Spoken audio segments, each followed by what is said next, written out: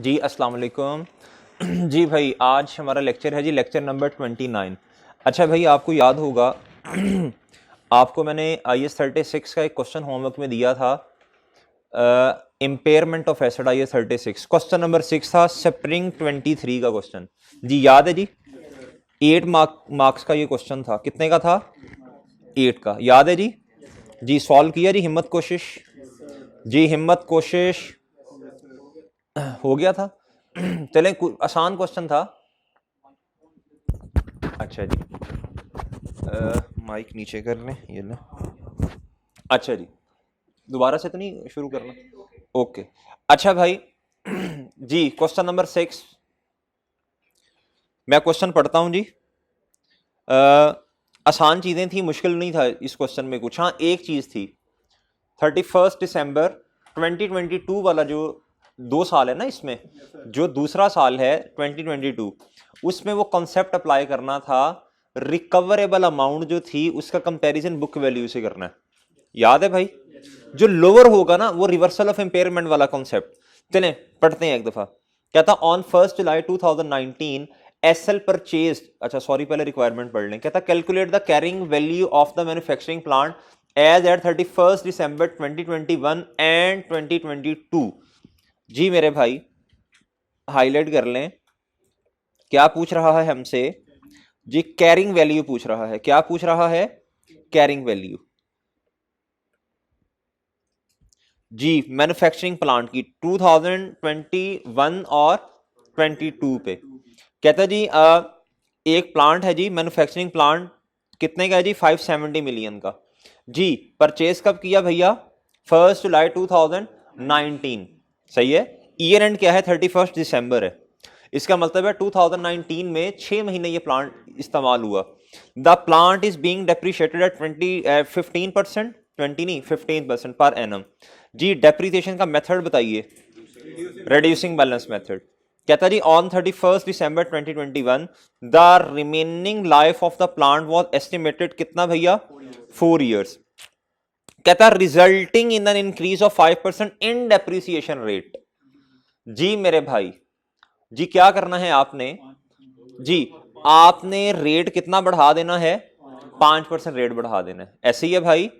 19 की जब आप कैलकुलेशन करेंगे तो आप नॉर्मल तरीके से 15%, जब आप 20 की करेंगे फिर जी, जब आप 21 की कैलकुलेशन कर रहे होंगे डेप्रिसिएशन की, तो कहता जी SL carried out impairment test. जी इंपेयरमेंट टेस्ट कब परफॉर्म किया? जी 31 दिसंबर 2021 पे। ऐसे ही है भाई। अच्छा, अब इंपेयरमेंट टेस्ट के ना दो नताइज आ सकते हैं, या तो पॉजिटिव या फिर नेगेटिव। जी पॉजिटिव का मतलब क्या होता है भैया? हमारा एसेट जितनी, हमारे एसेट की जितनी औकात है, अगर तो वो उससे ज्यादा पे पड़ा हुआ है तो फिर मसला है। सही है। अभी पॉजिटिव नेगेटिव को छोड़ें, अभी फिलहाल इस तरह कंपैरिजन करते हैं। हमारे एसेट जितनी उसकी औकात है, अगर उससे ज्यादा पे पड़ा हुआ है तो इसको कम करना पड़ेगा। ये कम की बात होती है। सही है ना? ये नेगेटिव। पॉजिटिव किसे कहते हैं भाई? हमारा एसेट, हमारे एसेट की जितनी औकात है, सही है भैया, वो ऑलरेडी वो उससे कम पे है। सही है। हाँ, तो कोई मसला नहीं, फिर कुछ करने की जरूरत नहीं है। अच्छा मेरे भाई, कहता है एंड ऑल्सो 31 दिसंबर 2022 में सॉरी इंपेयरमेंट टेस्ट आपने करना है 2 सालों का। 31 का, 31 दिसंबर 21 का भी और 31 दिसंबर 22 का भी। जी ठीक है। अच्छा भाई, अब ये वाला डेटा उसने दिया हुआ है 31 दिसंबर 2021 पे भी और 31 दिसंबर 2022 पे भी। ऐसे ही है मेरे भाई? ओके है जी? ओके है जी। अब इस तरह करते हैं, इसको जरा डिस्कस कर लें। आइए 36 में आए। ये क्वेश्चन है। अच्छा जी, मैं क्या करूंगा आपको पता है ना? हम क्या करेंगे? हम एक्सट्रैक्ट बनाएंगे। क्या करेंगे भैया? एक्सट्रैक्ट नहीं, खैर हम लिखेंगे पहले 21, फिर लिखेंगे 22। ऐसे ही है भाई। अच्छा 2 साल। फिर हम पहले बुक वैल्यू फाइंड करेंगे 21 की। जी 21 की बुक वैल्यू फाइंड की जा सकती है। आए जी जरा। ये क्वेश्चन सिंपल था, इसमें कोई इतना मसला नहीं है, मेरा नहीं ख्याल, अक्सर बच्चों ने कर लिया था। हाँ जी भाई, आप क्या करें मेरे भाई? बुक वैल्यू फाइंड करें जी। बुक वैल्यू फाइंड की जा सकती है। हमने किस दिन की बुक वैल्यू फाइंड करनी है भाई? लेकिन ना बात याद रखिएगा, अब बात ना जरा तवज्जो से सुनने वाली है। 2019 की जब वर्किंग करेंगे तो भाई 15% से मल्टीप्लाई करके 6 पे 12 किया आपने, उसके बाद 15% से फिर रिड्यूसिंग बैलेंस मेथड है तो बुक वैल्यू पे रेट लगा दिया। अगला साल जब आया मेरे भाई, अब ना शॉर्टकट नहीं लगा सकते आप कि डायरेक्ट आप 31 दिसंबर 2021 पे बुक वैल्यू फाइंड कर लें। सही है, क्यों? रेट चेंज हो रहा है ना, ये एस्टिमेट का चेंज है। क्या है भैया? ये एस्टिमेट का चेंज है, इसे अप्लाई करना पड़ेगा साल के शुरू में आके। अच्छा अब मेरी बात सुने, अब आप शॉर्टकट ना लगाइएगा, क्योंकि देखें आप 15% पे शॉर्टकट लगा के इधर तक नहीं आ सकते। सही है, अगर शॉर्टकट लगाना है तो ये वाला लगा दें, बस इधर तक आ जाएंगे आप, ये बुक वैल्यू फाइंड कर लेंगे आप। ठीक है जी, कैलकुलेटर पकड़े, 570 570 जी, ब्रैकेट में लिखें 0.85 जी, 1 माइनस वो जो करते हैं आप, देखें ना, ये शॉर्टकट है ना, cost 1 minus rate in percentage, और इधर एन लिखते हैं। भैया कॉस्ट कितनी है? 570, 1 माइनस रेट कितना है जी? बोले शाबाश, 15%। तो मैं इसको 0.85 ना लिख दूं सीधा। वैसे तो एसेट ने 2.5 साल गुजार लिए हैं, लेकिन मैं इधर एन जो है, मैं आपको ये मशवरा दे रहा हूं, इधर शॉर्टकट ना लगाएं, क्योंकि 0.85 का मतलब है 15% डेप्रीशिएट हुआ। ये तो नेटबुक वैल्यू के लिए है ना, तो आपको पता है तीसरे साल में आके तो डेप्रीसिएशन का रेट चेंज हो गया है।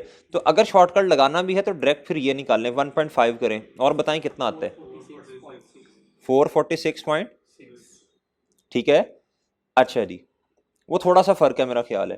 तो आपके पास बुक वैल्यू आ गई है भैया 31 दिसंबर 2020 की। एग्री करते हैं आप लोग? 1.5 साल के बाद वाली आ गई अगर शॉर्टकट लगाना है तो। अच्छा एक बात का जवाब दे दें, मुझे तसल्ली हो जाएगी, मैंने एन को 2.5 क्यों नहीं रखा?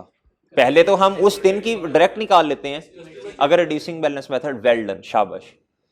क्योंकि सर देखें अब 20% रेट है, 15 नहीं है। फिर क्या किया हमने? 20% रेट के साथ क्या किया? दोबारा डेप्रिसिएशन फाइंड की, और भाई मेरे पास बुक वैल्यू कितनी आ गई है? 358.53। एग्री करते हैं आप लोग? इधर तक सब पहुंच गए होंगे जी? ओके है, ओके है भाई, 358.53 तक पहुंच गए। एग्री? अच्छा जी, अब आप इधर आए, और भाई जी आपको पता है ना हम क्या करते हैं, मैं इस क्वेश्चन को ऐसे सॉल्व करूंगा। ये है 21, ये क्या है, और ये क्या है भैया? 22 जी। मुझे बुक वैल्यू बता दें, बुक वैल्यू बताएं भी 21 की।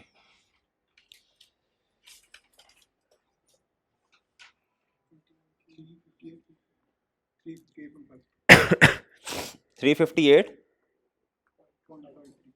पॉइंट, हाँ जी चलें, इतनी आ गई। अब इसका कंपैरिजन किससे होगा? बोलें शाबाश।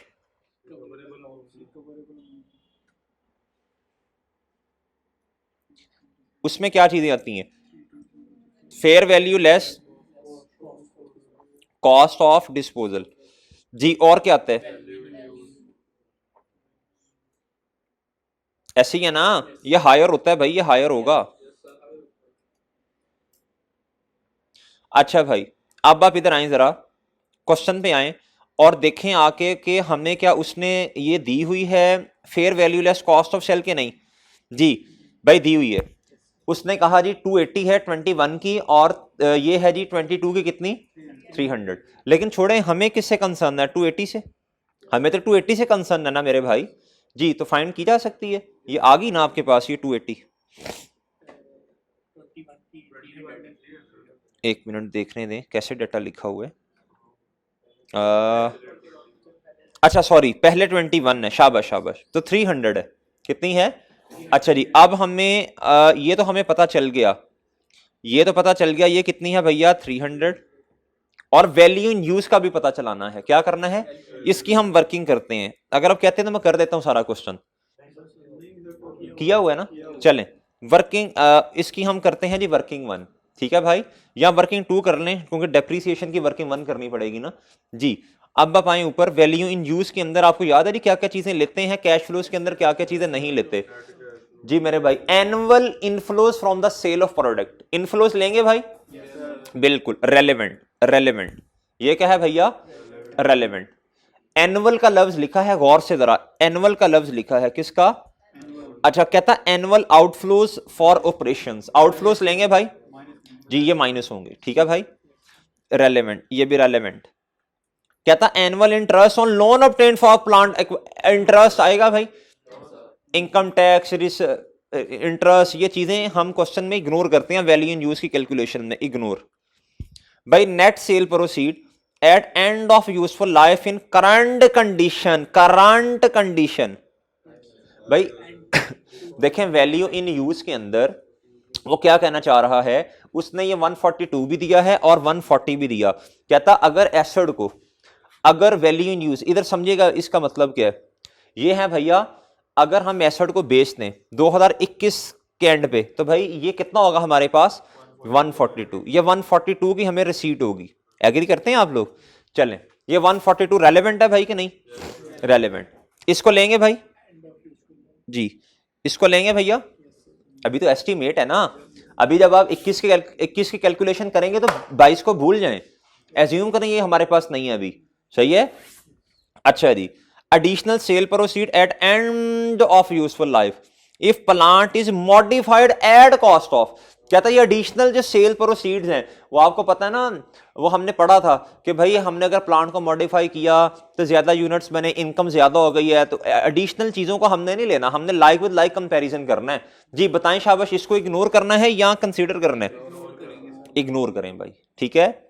अच्छा जी, ये इसको भी इग्नोर करना है ना जी ना, applicable discount rate, applicable discount rate जी, वैल्यू इन यूज आ जाएगी किसकी? आई जी ठीक है ना, आसान क्वेश्चन था लेकिन उसमें रिवर्सल ऑफ इंपेयरमेंट वाला कॉन्सेप्ट भी है।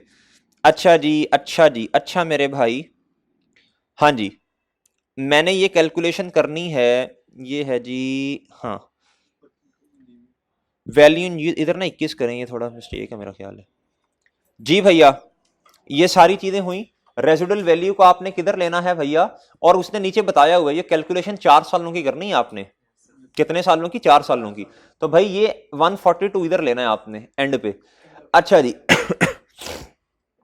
ये 142 किधर लेना है? 2021 में हमारा अंदाजा क्या था, हमें कितने पैसे मिलेंगे, कैश इनफ्लो कितना होगा एंड ऑफ यूजफुल लाइफ पे 142। अच्छा जी, फिर उसके बाद भैया नेट कैश फ्लोज कितने आ गए ये हमारे पास, और मेरे भाई हमने जब डिस्काउंट फैक्टर लगाया, इन्होंने एक लाइन मिस की हुई है इधर, हम अपने फॉर्मेट में कैसे बनाते हैं, इधर डिस्काउंट फैक्टर लिखते हैं एट द रेट ऑफ 12%, ये लिखते हैं ना भाई, ये लिखते हैं ना भाई।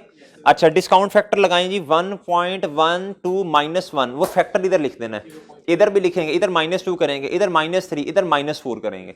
फिर उसके बाद इसको हम ए का नाम रखते हैं, इसको किसका नाम रखते हैं भैया?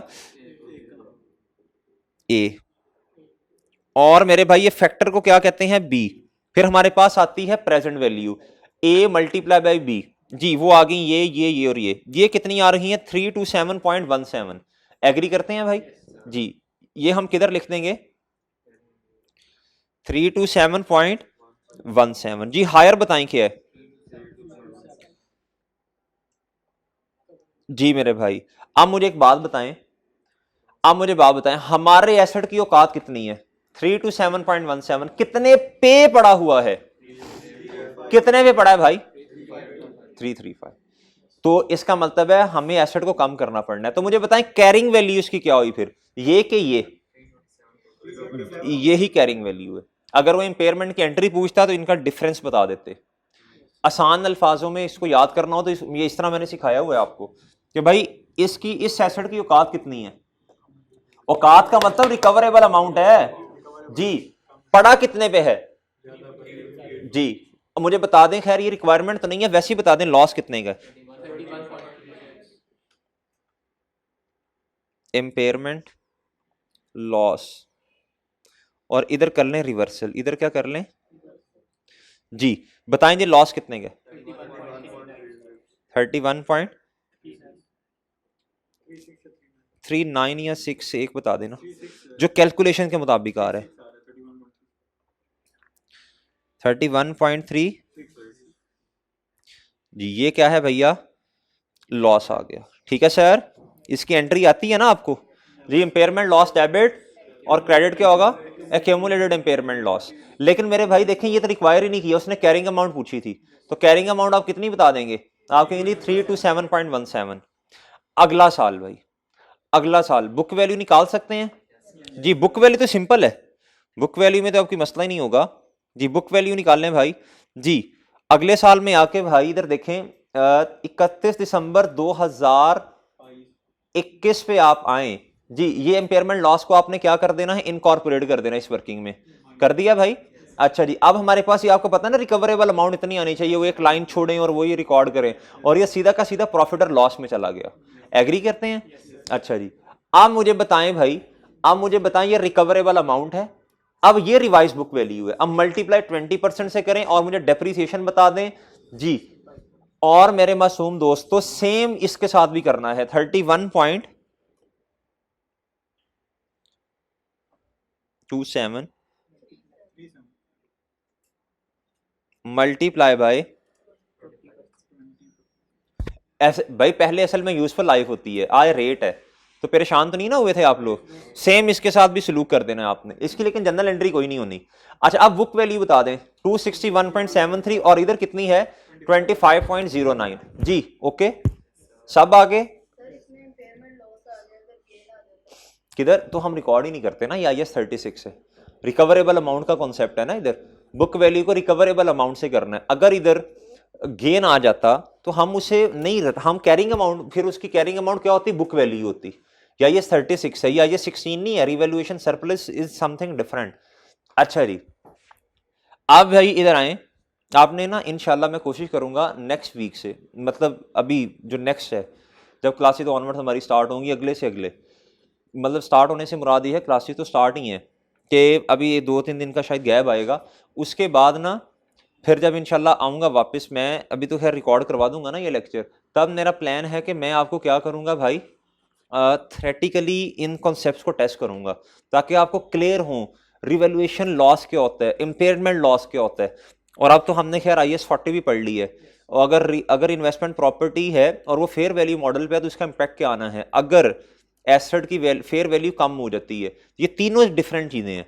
अच्छा जी, आप मुझे बता दें मेरे भाई, हमारा एसेट की बुक वैल्यू कितनी है 261.73, ये बुक वैल्यू वाली साइड पे लिख दे, और एसेट की मेरे भाई fair value less cost of disposal कितनी है 280। ठीक है जी, वैल्यू इन यूज की कैलकुलेशन करनी पड़ेगी, वैल्यू इन यूज की क्या करनी पड़ेगी, कैलकुलेशन, वो तो मेरा ख्याल है कोई इतना मसला नहीं है, वो तो इजीली हो जाएगी। अच्छा जी, ये उन्होंने इनफ्लोज लिए हुए हैं, क्या लिए हुए हैं, इनफ्लोज, क्वेश्चन में गिवन है, इधर 142 नहीं लेना, इधर 140 आ गया। ठीक है, 2022 के एंड पे आके आपने अंदाजा लगाया तो आपने कहा हमें जो नेट प्रोसीड्स होंगी एसेट से वो कितनी होंगी 140 जी, एंड ऑफ यूजफुल लाइफ। पहले 21 पे खड़े होकर लगाया एंड ऑफ यूजफुल लाइफ पे कितने पैसे आएंगे, फिर आपने इधर लगाया, ठीक है 140। बाकी तो सारी चीजें मेरा ख्याल है कि उन्होंने दी हुई है क्वेश्चन में। अच्छा जी, बस वो ले लेनी है, लेकिन लेनी अपने वाले साल की है जी। रिकवरेबल अमाउंट बता दें, और आपको पता है ना भाई इसको हम क्या करते हैं, ए, फिर डिस्काउंट फैक्टर आएगा, फिर क्या आएगा भैया जी, इस ईयर का जो डिस्काउंट फैक्टर है वो 10% है, तो 1.1 इधर आएगा, 1.10 की पावर -1, ऐसे नहीं लिखना आपने, ये करके कैलकुलेटर पे फैक्टर लिखना है, फिर इधर -2, फिर इधर मेरे भाई -3। ओके, फिर आपके पास भाई प्रेजेंट वैल्यू आ जाएगी, डिस्काउंट फैक्टर को बी कहते हैं, फिर आपके पास प्रेजेंट वैल्यू आएगी, और यही क्या है हमारी जी, ये रिकवरेबल अमाउंट है, कितनी है 326.51, वही आप वाला क्वेश्चन। अच्छा अब आप इधर आए जी, मुझे बताएं जरा बुक वैल्यू कितनी थी भाई, बुक वैल्यू कितनी थी जी, बुक वैल्यू थी मेरे भाई, बुक वैल्यू थी 261.73, 261 पॉइंट जी। इधर मुझे बताएं हायर क्या है, हायर क्या है जी, हायर बता दें भाई, अभी तो पता नहीं है अभी, खैर इधर बताएं ये क्या है, मैं इधर से ये रेस कर रहा हूँ वो थोड़ा मिक्स ना हो जाए जी। ये कितना है भैया, इधर ना हमें खैर सेपरेट इसकी करनी पड़ेगी, मैंने ये रेस करके ना इधर 21 की चीजें लिखने लगा हूँ। अच्छा ये है जी 280, ये कितना है 280, ओके है जी। वैल्यू इन यूज से कितने recoverable amount, are recoverable amount में दो चीजें हैं जी, वैल्यू इन यूज कितनी है 3, ओके जी, ओके जी। लेकिन मैंने आपको ये समझाया था, क्या समझाया था, कि भाई ये रिकवरेबल अमाउंट जो है, ये रिकवरेबल अमाउंट है, ये कभी भी आप इधर ना 326 तो इधर लिख देंगे, ये लिख लें बेशक, लेकिन ये रीवैल्यूएशन सरप्लस की तरह ट्रीट नहीं करना इसे। ये IS 36 है, क्या है? अगर कैरिंग अमाउंट की बात आप मेरे से करेंगे ना, तो मैंने आपको एक फार्मूला बताया था। कौन सा फार्मूला था वो था कि भाई कैरिंग अमाउंट लोअर होगी हमेशा रिकवरेबल अमाउंट का या फिर बुक वैल्यू का, या फिर बुक वैल्यू का। कौन से वाली book value? Had there been no impairment, had there been no impairment. अगर इंपेयरमेंट ना होती तो फिर बुक वैल्यू कितनी होती भाई जी? बताएं जी, फिर बुक वैल्यू कितनी होती? तो नॉर्मल तरीके से आप करते जाएं उसे जी। आपने क्या करना था, 19 में 6 महीने लें, डेप्रीसिएशन के 20 में लें, 21 में आके 15 से नहीं 20 से मल्टीप्लाई करें, और 21 में भी 20 से मल्टीप्लाई करें, 22 में भी कितने से मल्टीप्लाई करें? 20 से मल्टीप्लाई करें। इंपेयरमेंट को निकाल दें, फिर बताएं बुक वैल्यू कितनी है जी। फिर बुक वैल्यू कितनी है भैया जी? इधर आए, सॉरी इधर आए भैया आप 19 पे, फिर आपने 20 की कैलकुलेशन की, फिर 21 की, फिर 22 की। ठीक है सर जी। आप बताएं कितनी है बुक वैल्यू? 286.82। ठीक है जी जी, 286.82।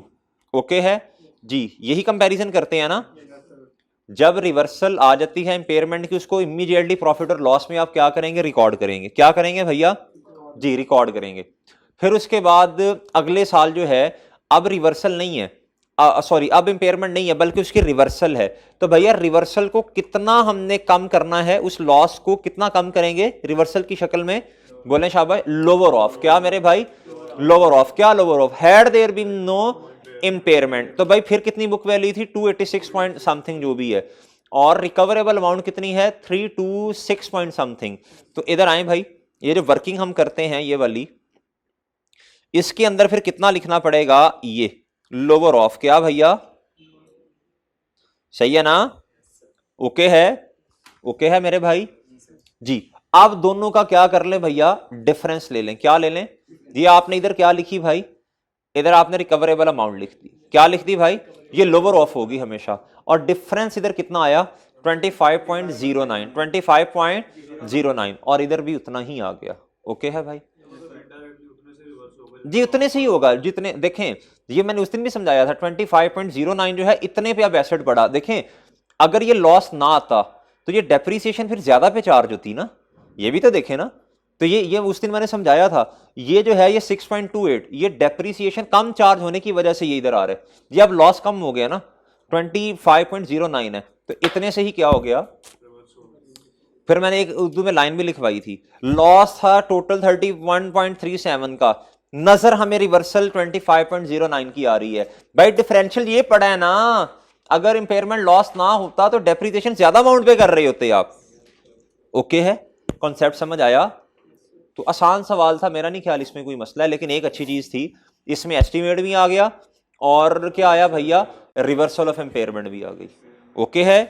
उम्मीद है ये ओके है, इसमें कोई इशू नहीं होगा। चलें अब हम क्या करते हैं भैया, अब आप आ जाएं जी, लर्निंग ऑब्जेक्टिव 4 हमने थोड़ा सा डिस्कस करना है। किसका? इन्वेस्टमेंट प्रॉपर्टी का। इन्वेस्टमेंट प्रॉपर्टी का लर्निंग ऑब्जेक्टिव 4 डिस्कस करना है जी जी। हाँ जी हाँ जी, वही आ गई ना, वही आ गई, क्योंकि देखें जब आपने असल सवाल किया, सवाल ये है कि जब आपने रिवर्स करना है लॉस इंपेयरमेंट की शक्ल में जो आया था, तो आप कितना कर सकते हैं अब जी? अब आपको वर्किंग करनी पड़ेगी। अब आपको वर्किंग क्या करनी पड़ेगी? एक आपको रीवैल्यूड सॉरी रिकवरेबल अमाउंट लिखनी पड़ेगी, उसका कंपैरिजन करना पड़ेगा उस बुक वैल्यू से अगर इंपेयरमेंट ना होती। सही है? तो वो फिर सारा डेप्रीसिएशन वाला वो दोबारा बनाना पड़ेगा। सही है जी? बस इंपैक्ट नहीं लेना फिर आपने उसका इंपेयरमेंट का, तो उन दोनों का कंपैरिजन कर लें, जो लोअर होगा वो फिर आपने वर्किंग के अंदर रिकवरेबल अमाउंट की शक्ल में लिख देना है। ओके भाई चले। अच्छा जी, कैरिंग वैल्यू 286 पॉइंट समथिंग है, वही कैरिंग वैल्यू है। वही क्या है भैया? वही कैरिंग वैल्यू है। वो टेबल जो है ना बड़ा अच्छा है, वो टेबल से सारी चीजें पता चल जाती हैं। अच्छा मेरे भाई, अब आए जरा लेक्चर 29। जी आए जी जरा लर्निंग ऑब्जेक्टिव 4 के ऊपर, लर्निंग ऑब्जेक्टिव 4 के ऊपर। ये थोड़ी सी मैंने कहा पहले वर्किंग कर लें, पहले क्वेश्चन कर लें, फिर उसके बाद थोड़ी थ्योरी पढ़ें ताकि नींद भी ना आए, वैसे भी टाइम ज्यादा हो गया। अच्छा, और फिर मेरे भाई क्या करें, फिर दोबारा एक जरा डिस्कस कर लेंगे टेस्ट नंबर 3 जी, मिक्सचर। आए जी जरा इसका पेज नंबर बताइएगा, ये है IS40 का पेज नंबर जी, लर्निंग ऑब्जेक्टिव 4 मिल गया जी? नहीं मिला? सेम पब्लिशर ने बुक की है शायद, तो मेरा ख्याल है एक ही होगा पेज। नहीं है 294 95? वो उसका वो है ना, मतलब कुछ ओल्ड बुक भी था। अच्छा, थोड़ा सा फर्क होगा। 292 पे है जिनके पास पुरानी बुक है।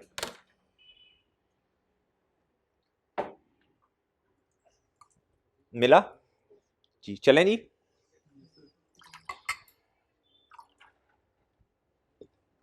अच्छा जी, डिस्क्लोजर रिक्वायरमेंट्स क्या भाई?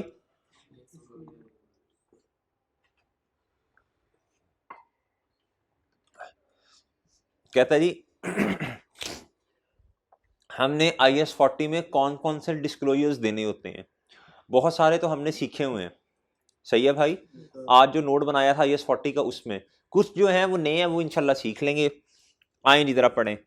कहता है जी एंटिटी शेल डिस्क्लोज, भाई IS16 का भी मैंने आपको काम दिया था, सही है ना? IS16 का भी आपको कुछ काम दिया हुआ है। कहता है entity shell disclose whether it applies the fair value model, और कौन सा मॉडल भैया?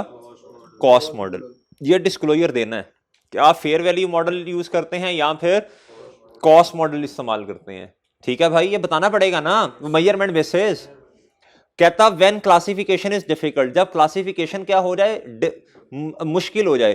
The criteria it uses to distinguish investment property from owner occupied property और इन्वेंट्री। कहता जब आपको ना पता ही ना चल रहा हो इसको किधर क्लासिफाई करना है, तो कहता फिर आप अंग्रेजी में लिख के बताएंगे कि आपने किस बेसिस पे क्या कहते हैं इनको डिस्टिंग्विश किया है। सही है? सही है भाई?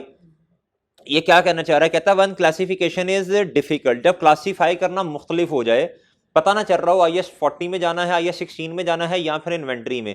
कहता तो फिर आपने जो सिलेक्शन की होगी, आपने जिधर एसेट को रखा होगा, आप अंग्रेजी में बताएंगे। सही है कि आपने इधर क्यों रखा है। ओके है भाई जी? कहता to extend to which fair value as measure और disclose in the financial statement. Extend का मतलब होता है एक लेवल, एक हद जी। आपने फेयर वैल्यू को रखा हुआ है of investment property is based on valuation by an independent valuer. सही है? इंडिपेंडेंट वैल्यूअर की बात कर रहे हैं। कहता आपने जो फेयर वैल्यू किताबों के अंदर फाइनेंशियल स्टेटमेंट में डिस्क्लोज की है, क्या की है? अच्छा, इसने ना दो लफ्ज लिखे हैं, मेजर्ड और डिस्क्लोज। अभी बताता हूं डिस्क्लोज किधर करनी है और मेजर्ड। देखें, जब आप फेयर वैल्यू मॉडल इस्तेमाल करते हैं भाई, तो आपने मुझे बताएं एसेट को किस पे रखना है, फिर किस पे मेजर करना? फेयर वैल्यू पे। फेयर वैल्यू पे। और आगे जाके पढ़ेंगे, अगर आप एसेट को, इन्वेस्टमेंट प्रॉपर्टी को कॉस्ट मॉडल पे रखते हैं, तो कहता फिर आपने एसेट को किस पे रखना है? फेयर वैल्यू इररेलेवेंट है। लेकिन कहता फिर आपने अंग्रेजी में बताना है, ये आगे जाके आएगा, फिर आपने अंग्रेजी में बता देना है कि आपने एसेट किस पे रखा है? कॉस्ट मॉडल पे। और इस एसेट की जो फेयर वैल्यू है वो तकरीबन तकरीबन इतनी इतनी है, तकरीबन इतनी है। सही है भाई? इसको उर्दू में लिख लें, इस बात को, इसको उर्दू में लिख लें, इस बात को लिखें। फेयर वैल्यू मॉडल में, फेयर वैल्यू मॉडल में एसेट को फेयर वैल्यू पे मेजर करना है। फेयर वैल्यू मॉडल में एसेट को किस अमाउंट पे मेजर करना है? फेयर वैल्यू पे। कॉस्ट मॉडल के अंदर एसेट को फेयर वैल्यू पे मेजर तो नहीं करेंगे, वो तो जारी बात है, डेप्रिसिएशन आ रही होगी ना उसमें, वो तो एसेट बुक वैल्यू पे पड़ा होगा जी। फेयर वैल्यू कॉस्ट मॉडल के अंदर एसेट को फेयर वैल्यू पे मेजर तो नहीं करेंगे, लेकिन लेकिन डिस्क्लोजर, लेकिन फेयर वैल्यू का डिस्क्लोजर देंगे, लेकिन फेयर वैल्यू का डिस्क्लोजर देंगे। ठीक है भाई, फेयर वैल्यू का क्या देंगे भाई? अगर आपसे कि पूछे कि भाई अगर कॉस्ट मॉडल है तो आपने एसेट को मेजर किस पे करना है? फेयर वैल्यू पे तो नहीं करेंगे ना, वो तो cost less accumulated depreciation book value पे। तो इसका मतलब है फिर मेजर का लफ्ज कॉस्ट मॉडल के लिए नहीं है, ये टेक्निकल बात है थोड़ी। मेजर का लफ्ज कॉस्ट मॉडल के लिए नहीं है, ये डिस्क्लोज करना जो लिखा हुआ है ये किस केस में करते हैं? कॉस्ट मॉडल में। और मेजर का लफ्ज किसके लिए है फिर वेल डन, वेल डन, शाबाश शाबाश। बस लेट आता जल्दी आया घर। कहता जी ये जो आपने लिखा होगा इज बेस्ड ऑन, ये फेयर वैल्यू कौन बताएगा? फेयर वैल्यू कौन बताएगा? चाचू अंकल मामू ताया? वो नहीं भाई, इंडिपेंडेंट वैल्यूअर बताएगा ना, वो तो वैल्यूएशन करेगा। कहता हु होल्ड, जिसका क्या हो, हो रिकग्नाइज, भाई वो उससे कोई मतलब उसका रेलिवेंट एक्सपोजर होना चाहिए, उसकी एक्सपर्टीज होनी चाहिए, सही है, और एंड रेलिवेंट प्रोफेशनल क्वालिफिकेशन होनी चाहिए उसकी, उसकी भैया रिसेंट एक्सपीरियंस होना चाहिए in location and category of the investment property being valued. कहता जिस आप इन्वेस्टमेंट प्रॉपर्टी को वैल्यू कर रहे हैं वो उसकी फेयर वैल्यू कौन बता रहा होगा? वैल्यूअर बताएगा ना भाई। कहता उस वैल्यूअर का क्या होना चाहिए? ये आपने लिखना है, ये आपने डिस्क्लोजर में लिखेंगे कि भैया फेयर वैल्यू, ये डिस्क्लोजर में बताएंगे आप।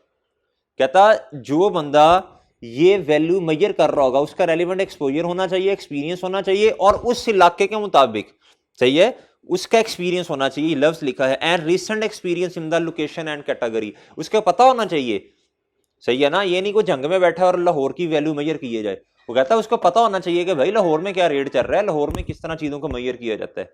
ठीक है, कहता if there has been no such valuation the fact shall disclosed. कहता if there has been no valuation the fact has been, कहता अगर, सुनना मेरी बात सुनना, कहता अगर जो है फेयर वैल्यू का पता ही नहीं चल रहा, अगर फेयर वैल्यू का पता, तो कहता फिर इस फैक्ट को क्या कर देना है? डिस्क्लोज कर देना है। क्या करना है? ओके है भाई। कहता if there has been no such valuation, अगर ये वैल्यूएशन नहीं है, या हो सकता है ना फेयर वैल्यू मॉडल ही अडॉप्ट ना किया हो, और दूसरा लेकिन भाई अडॉप्ट किया हो ना किया हो, हमें फेयर वैल्यू चाहिए ही चाहिए, सही है। कॉस्ट मॉडल के अंदर डिस्क्लोज करते हैं, फेयर वैल्यू मॉडल के अंदर क्या करते हैं? मेजर उस पे करते हैं एसेट को। लेकिन मेरे भाई ये भी तो पॉसिबल है ना कि फेयर वैल्यू पता ही ना चलाई जा सकती हो, पता ही ना चल रही हो, सही है। तो फिर कॉस्ट पे रखेंगे। आज एग्जांपल भी की थी, लेक्चर नंबर 27 में की थी।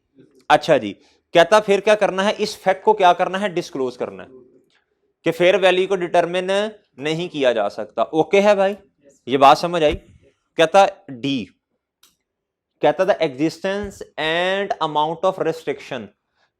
रिस्ट्रिक्शन का मतलब क्या होता है? रेस्ट्रिक्ट कर देना, पाबंदी लगा देना on the realisability of investment property. कहता जी इन्वेस्टमेंट प्रॉपर्टी पे क्या लगा दी है? रेस्ट्रिक्शन लगा दी है। क्या है भैया? किसी भी किस्म की लगाई जा सकती है कि भाई आप इसको बेच नहीं सकते, आप इस तरह इसको यूज नहीं कर सकते, सही है ना जी। क्या क्या नहीं, गवर्नमेंट, देखें आपने कोई लोन वगैरह लिया होगा ना बैंक से, कोई भी बैंक लगा सकता है, गवर्नमेंट लगा सकती है, कोई भी, खैर हमारा कंसर्न नहीं है। कहता है जी और the remittance of income and proceeds of disposal, सही है भाई। बड़ी सी बात है, मना कर दिया ना कि भाई आपने इसको बेचना नहीं है। कहता जी आप फिर इससे रेलिवेंट इनकम और प्रोसीड्स जो आ रही हैं, कहता इस पे भी पाबंदी हो सकती है, सही है। अगर पाबंदी हुई तो हमें फिर ये क्या है? ये नोट देना पड़ेगा। भाई हो सकता है बैंक से अच्छा खासा आपने लोन लिया हो ना, तो अब ये जो इन्वेस्टमेंट प्रॉपर्टी है, अब ये बैंक ने इस पे पाबंदी लगाई, आप इसको बेच बूझ नहीं सकते। अगर इस तरह की कोई भी पाबंदी है तो भैया फिर आपको ये नोट भी बताना पड़ेगा। क्या करना पड़ेगा? ठीक है भाई, परेशान नहीं होना कैसे बताना है, वो सीख लेंगे, बस पता होना चाहिए कि इसका नोट आना है, इसका डिस्क्लोजर में, ये डिस्क्लोजर में आना है। अगला कहता contractual obligation to purchase. Contractual obligation क्या होता है? ऑब्लिगेशन का मतलब जिम्मेदारी होती है, कॉन्ट्रेक्चुअल का मतलब आपने कॉन्ट्रैक्ट किया हुआ है, कॉन्ट्रैक्ट के मुताबिक आपकी जिम्मेदारी है टू परचेज करना, कंस्ट्रक्ट करना और डेवलप करना इन्वेस्टमेंट प्रॉपर्टी, और फॉर रिपेयर मेंटेनेंस और एनहांसमेंट। कहता आपने किसी कॉन्ट्रैक्ट के मुताबिक आप क्या है? पाबंद हैं, सही है, किसी इन्वेस्टमेंट प्रॉपर्टी को खरीदने में, उसे कंस्ट्रक्ट करने में, डेवलप करने में, या फिर रिपेयर मेंटेनेंस वगैरह में। सही है भाई, सही है। अगर इस तरह की आपने कोई कॉन्ट्रैक्ट किया हुआ है, ये फ्यूचर का कोई कॉन्ट्रैक्ट किया होगा ना कि मैं इस वाली बिल्ड आपने कॉन्ट्रैक्ट कर लिया, कहता अगर आपने ये कॉन्ट्रैक्ट किया है तो फिर आपने इसे नोटशुदा फाइनेंशियल स्टेटमेंट में इसका डिस्क्लोजर देना है। ओके है, फिर फाइनेंशियल स्टेटमेंट में इसका डिस्क्लोजर आएगा। सही है भाई, कितनी चीजें पढ़नी है भाई जिनके डिस्क्लोजर्स आने हैं। अभी फिलहाल जी आप कौन सा मॉडल इस्तेमाल करते हैं वो बताना है। अगर आपकी क्लासिफिकेशन बहुत आसानी से, डिफिकल्टी हुई आपको क्लासिफाई करने में, आप ये अंग्रेजी में बताएंगे, परेशान नहीं होना कैसे बताएंगे, बस इतना पता होना चाहिए कि बताएंगे। अच्छा जी, एक्सटेंड कहता है ये इसके बारे में बताएंगे। आपने फेयर वैल्यू को कभी डिस्क्लोज करना होगा, कॉस्ट मॉडल है अगर। और दूसरा कौन सा है भैया, फेयर वैल्यू मॉडल, उसमें मैयर करते हैं, उसमें तो जारी बात है मैयर फेयर वैल्यू भी करेंगे। भाई ये जो बंदा है, ये जो इंडिपेंडेंट है, इसका एक्सपीरियंस है, सही है ना, और रेलिवेंट एक्सपोजर है इस बंदे का, इसका नॉलेज है, और रिसेंट लोकेशन जो है इस पे इसने क्या की हुई है भैया, इसके बारे में इसके एक्सपीरियंस है। अच्छा, इस लोकेशन का, तो भाई एक तो ये डिस्क्लोज कर रहे होंगे। दूसरा, अगर फेयर वैल्यू जो है मेरे भाई, अगर fair value, if such valuation has not been perform, अगर ये वैल्यूएशन के बारे में पता ही नहीं चल रहा आपको, तो कहता है इसका फैक्ट आप किधर डिस्क्लोज करेंगे, notes to the financial statement. अगला भैया कहता अगर कोई पाबंदी वगैरह लगी है ये आप बताएंगे, रेस्ट्रिक्शन है अगर कोई। और डीम ई में आए, कहता अगर कोई कॉन्ट्रेक्चुअल ऑब्लिगेशन, आपकी कोई जिम्मेदारी बनती है, किसी कॉन्ट्रैक्ट में आप पाबंद हैं, तो भाई इन्वेस्टमेंट प्रॉपर्टी को डेवलप करना, कंस्ट्रक्ट करना, या रिपेयर मेंटेनेंस करना, इनहांस करना, कहता ये भी आप किसमें बताएंगे, डिस्क्लोजर में। सही है, इसको जहर में रखनी है बातों को। आगे आए, कहता है एंटिटी शैल डिस्क्लोज, ये भी डिस्क्लोज करनी है बातें। Reconciliation between carrying amount of investment property at the beginning and and of the period. ये क्या होता है भाई, भाई डिस्क्लोजर देते हैं ना, स्टार्ट में ओपनिंग, उसके बाद भैया अगर कोई एडिशन हो गया, ट्रांसफर इन आउट, वो नोट बनाया था आज, ये सारी वही बातें, आसान बातें हैं, ये आसान है जी। किन किन चीजों का आएगा भैया ये देखें जरा जी। आपको बिगिनिंग पे ओपनिंग बैलेंस है आपके पास, उसमें ऐड क्या होगा भाई, एडिशन, और उसके बाद डिस्पोजल्स भैया, उसके बाद फेयर वैल्यू का गेन लॉस, और भैया ट्रांसफर इन, ट्रांसफर आउट। ठीक है जी, अगर कोई डिस्पोजल हो गया वो, और सर आपके पास क्लोजिंग बैलेंस आ जाएगा। ठीक है, अच्छा जी। अदर चेंजेस को छोड़ें, फिलहाल क्या होता है, 3 पे आए भाई। ये डिस्क्लोजर पता है ना, ये डिस्क्लोजर आज बनाया था नहीं है ना। अच्छा जी, तीसरा, entity shall disclose the amount recognised in profit और लॉस फॉर, मेरा ख्याल है ये भी बनाया था आज, वो जो लाल लाल लाल किया हुआ था एंड पे, भाई रेंटल इनकम हमने इन्वेस्टमेंट प्रॉपर्टी से कितनी कमाई, और उस रेंटल इनकम को अर्न करने के लिए हमारे डायरेक्ट ऑपरेटिंग एक्सपेंसेस कितने हैं। सही है सर, इंक्लूडिंग रिपेयर मेंटेनेंस, ये बताना है आपने। ओके है भाई। आज जो हमने क्वेश्चन किया था वो जिसके अंदर 8-9 बिल्डिंग्स आ रही थी, सही है जी, स्कॉर्पियो, क्या उसका नाम था, स्कॉर्पियो लिमिटेड वाला, उसके अंदर हमने एंड पे बताया था ना, इतना रेंट अर्न किया हमने, रेंटल इनकम इतनी इन्वेस्टमेंट प्रॉपर्टी से, उसको अर्न करने में इतना खर्चा हुआ, ये वो नोट की बात कर रहा है, ये बता जी, परसों बनाया था, लेक्चर नंबर 27 में। अच्छा जी, उसके बाद आए जी, कहता है that generated rental income, that did not generate rental income during the year जी। कहता जी ये पढ़ लिया। कहता that generated rental income during the year and that did not generate rental income during the, कहता जी इसके बारे में सुनना है। कहता कुछ इन्वेस्टमेंट प्रॉपर्टी ऐसी भी होगी कुछ जो रेंटल इनकम जनरेट नहीं कर रही होगी। अगर बताया हुआ क्वेश्चन के अंदर कितनी इन्वेस्टमेंट प्रॉपर्टी हमारे पास पड़ी हुई है जो रेंटल इनकम जनरेट नहीं कर रही, कहता उसके बारे में बता देंगे एक आधी लाइन में, और जो कर रही होगी उसका तो खैर खुद उसने बताया होगा जिस तरह आज था। सही है भाई, मोस्टली आपको क्वेश्चन में यही मिलेगा, ये लाइन लिखी मिलेगी, रेंटल इनकम जितने हैं और उनको कमाने में ऑपरेटिंग एक्सपेंसेस जितने इंकर्ड हुए। ओके है, अच्छा जी, आप इसे पढ़ लेंगे ना तो क्वेश्चन असल में होगा क्या, क्वेश्चन में इंफॉर्मेशन दी होगी, क्वेश्चन में क्या होगा, हमने उस इंफॉर्मेशन से नोट बना देना है। वो इंफॉर्मेशन आज इस तरह वो लाइन लिखी हुई थी तो हमें पता था, हमने इसलिए उसे क्या कर दिया, उसे नोड के अंदर ऐड कर दिया था एंड में। कहता है इधर आए, कहता for investment properties included at cost model. कहता जी फॉर इन्वेस्टमेंट प्रॉपर्टी इंक्लूडेड है, शामिल है एट कॉस्ट मॉडल। किस तरह मेजर कर रहे हैं इसे, बिकॉज क्यों कर रहे हैं? Fair value can not be measure reliably. आज आपको याद है नहीं, कराची वाली थी मेरा ख्याल है शायद, या वजीरिस्तान वाली बिल्डिंग थी, वो कोई एक बिल्डिंग थी ना जिसकी फेयर वैल्यू जो थी वो डिटर्मिनेबल ही नहीं थी, वो याद है? और एक कल एक हमने लेक्चर नंबर 27 में क्वेश्चन किया, एक आई कैप जो हमारी बुक के अंदर क्वेश्चन नंबर 1 है आई कैप का, गवादर वाली जी, वो जो 27 नंबर लेक्चर में किया था, गवादर वाली बिल्डिंग थी जिसकी फेयर वैल्यू डिटर्मिनेबल नहीं थी। अच्छा जी, दूसरा हमने आई कैप का क्वेश्चन बैंक जब किया था तो प्रॉपर्टी 3 थी मेरा ख्याल है, क्वेश्चन बैंक हमारी किताब में जो क्वेश्चन नंबर 1 है एक ही है, उसमें प्रॉपर्टी 3 थी, उसकी फेयर वैल्यू डिटर्मिनेबल नहीं थी। तो कहता अगर ये वाली सिचुएशन आए तो एंटिटी शैल डिस्क्लोज।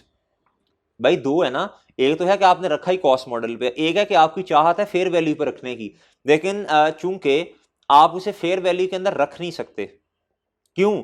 आपको पता ही नहीं है। तो कहता फिर मजबूरी है किस पे रखना जी। आज क्वेश्चन लेक्चर नंबर 27 में इसने कहा था ना कि हम कौन सा मॉडल इस्तेमाल कर रहे हैं, हम कौन सा मॉडल इस्तेमाल कर रहे हैं?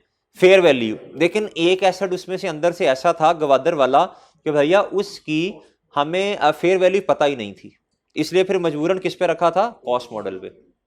अच्छा जी, अच्छा एक बात आपसे करने लगा हूं, हजम कर लेंगे?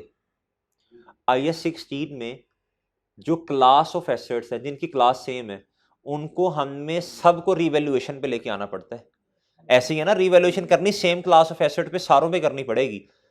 इधर ऐसा नहीं है, इधर आप कुछ को कर सकते हैं कॉस्ट मॉडल पे। अब अभी खैर ये बात भाई जिसकी पता ही ना हो उसको कॉस्ट मॉडल पे रखा जा सकता है ना, सही है, आगे जाके इंशाल्लाह बात, अभी थोड़ा सा हिंट दिया आपको बस। आगे जी, आगे आए जी।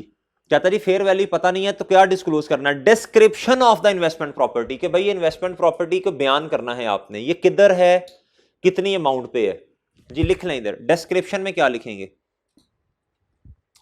डिस्क्रिप्शन में कि भाई लिख लें गवादर, याद रहेगा गवादर जी, एक बिल्डिंग है जो गवादर में है, किधर है भैया? गवादर में है। उसकी डिटेल बता देना बिल्डिंग की। एक बिल्डिंग है जी विच इज लोकेटेड, किधर लोकेटेड है भैया? गवादर। कहता है explanation of why fair value can not be measure reliably. कहता है एक्सप्लेन करें कि उसकी फेयर वैल्यू क्यों डिटरमिन नहीं की जा सकती। वो क्वेश्चन के अंदर दिया होगा उसने कि भाई मार्केट वैल्यू सही तरह असेस नहीं की जा सकती, कोई ना कोई रीजन होगी ना, वो क्वेश्चन से देख लेंगे।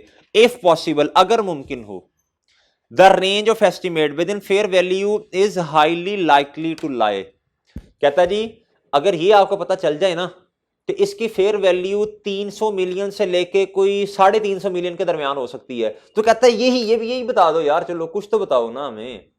कहता कुछ तो बता दो भाई। कहता अगर आपको ये पता चल जाए ना, एस्टीमेट है 300 से लेके 360 370, कोई रेंज हो आपके पास, कहता वो रेंज बता दो यार। डिस्क्रिप्शन बतानी है, बिल्डिंग किधर लोकेटेड है, फिर उसके बाद ये वैल्यू फेयर वैल्यू क्यों मेजर नहीं की जा सकती ये बता दीजिएगा, और क्या बताना है? इफ पॉसिबल, इफ पॉसिबल का लफ्ज लिखा है। कहता अगर फेयर वैल्यू नहीं पता तो ये तो पता शायद हो सकता है क्वेश्चन में ये दिया हो कि इसकी रेंज ये है, इधर से लेके इधर तक हो सकती है, इसके दरमियान कुछ भी हो सकती है। कहता वो रेंज बता दें। क्या बता दें भाई जी? हमारा एक दोस्त अब तो अब भी है, खैर था तो नहीं, रेंज कहता है जी, रेंज बताओ। तो भैया इसकी क्या बतानी पड़ेगी? रेंज। कहता the fact of disposal of such investment property, adds carrying amount and gain और loss on the fact of disposal on such investment property. कहता जी क्या बताना है? डिस्पोजल के बारे में, उस बिल्डिंग की डिस्पोजल। कहता जी इट्स कैरिंग अमाउंट बतानी है, गेन और लॉस बताना है ऑन डिस्पोजल पे। अगर वो बिक जाए, अगर वो एसेट बिक जाए जिसकी फेयर वैल्यू रिलायबली मेजरेबल नहीं है, तो कहता फिर आपने क्या बताना है? वो इन्वेस्टमेंट प्रॉपर्टी जो है उसकी कैरिंग अमाउंट कितनी है और गेन और लॉस कितना हुआ डिस्पोजल पे। ओके है भैया? कितनी चीजें बतानी है? 4 चीजें बतानी है, याद रहेगा। अगर किसी एसेट की फेयर वैल्यू पता नहीं है तो फिर एसेट को किस पे रखना पड़ेगा? कॉस्ट मॉडल पे। लेकिन 4 चीजें बतानी पड़ेंगी। फिर डिस्क्रिप्शन बतानी पड़ेगी भैया, फिर उसके बाद क्या बताना पड़ेगा? फेयर वैल्यू क्यों फाइंड नहीं की जा सकती वो बताना पड़ेगा। अच्छा, ज्यादातर क्वेश्चन जो आपको मिलेंगे ना वो ये नहीं लिखा होगा, डिस्क्रिप्शन तो बतानी पड़ेगी, क्यों नहीं, रीजन नहीं दी होती, तो बस ठीक है, फिर हम भी नहीं बताएंगे, हमने तो क्वेश्चन को देख के चलना है ना भाई। ये रेंज शायद बताई हो क्वेश्चन में। और आखिरी बिक गई तो भैया फिर आपको क्या बताना पड़ेगा, कैरिंग अमाउंट और उस पे गेन और लॉस कितना है। अच्छा जी, आ जाए इधर, पांचवें पे आए, क्या था, entity shall give following additional disclosure. क्या था, ये जो चार ऊपर दिए हैं ना, इनके अलावा एडिशनल डिस्क्लोजर भी कुछ दिए दिए जाएंगे। ये एडिशनल है, ये क्या है, इजाफी, ये क्या है भैया,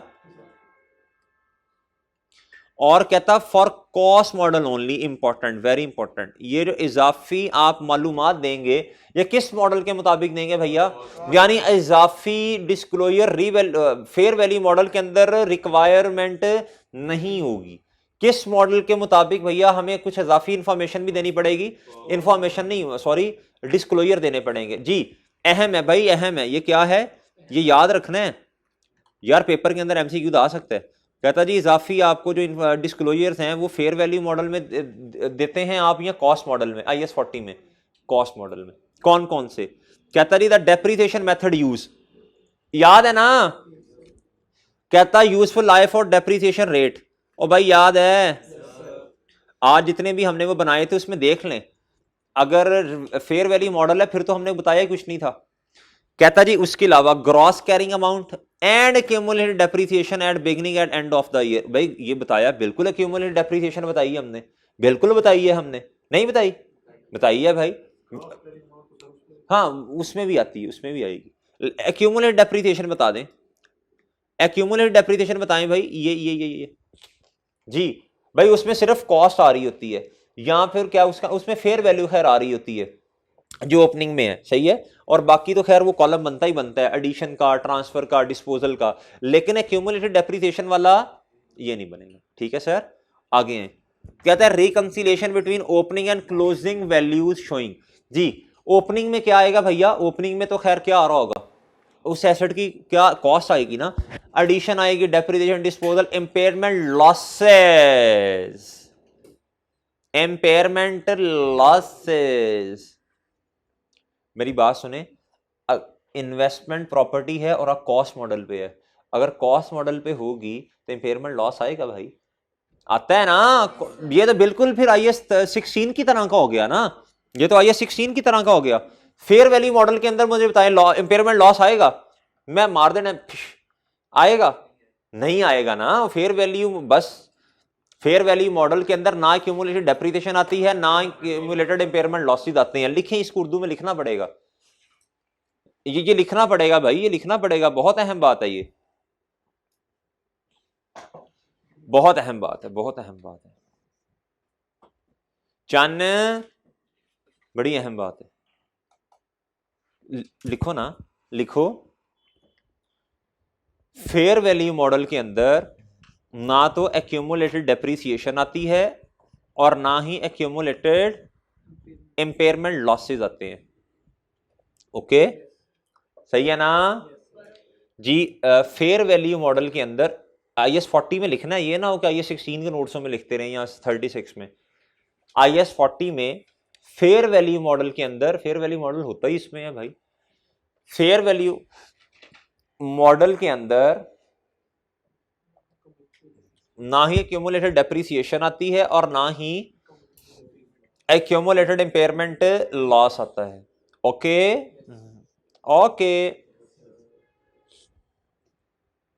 सही है, और इन्वेस्टमेंट प्रॉपर्टी है आपके पास, सही है भाई, और मुझे बताएं जरा, इन्वेस्टमेंट प्रॉपर्टी है और कॉस्ट मॉडल है, ये तो सेम फिर IAS 16 की तरह का हो गया ना, लिखें ये भी उर्दू में, इन नोट्सों को पढ़ेंगे, रिवाइज होंगी इंशाल्लाह चीजें आपकी, जो एम्बिग्विटीज होती हैं माइंड में क्लियर हो जाती हैं।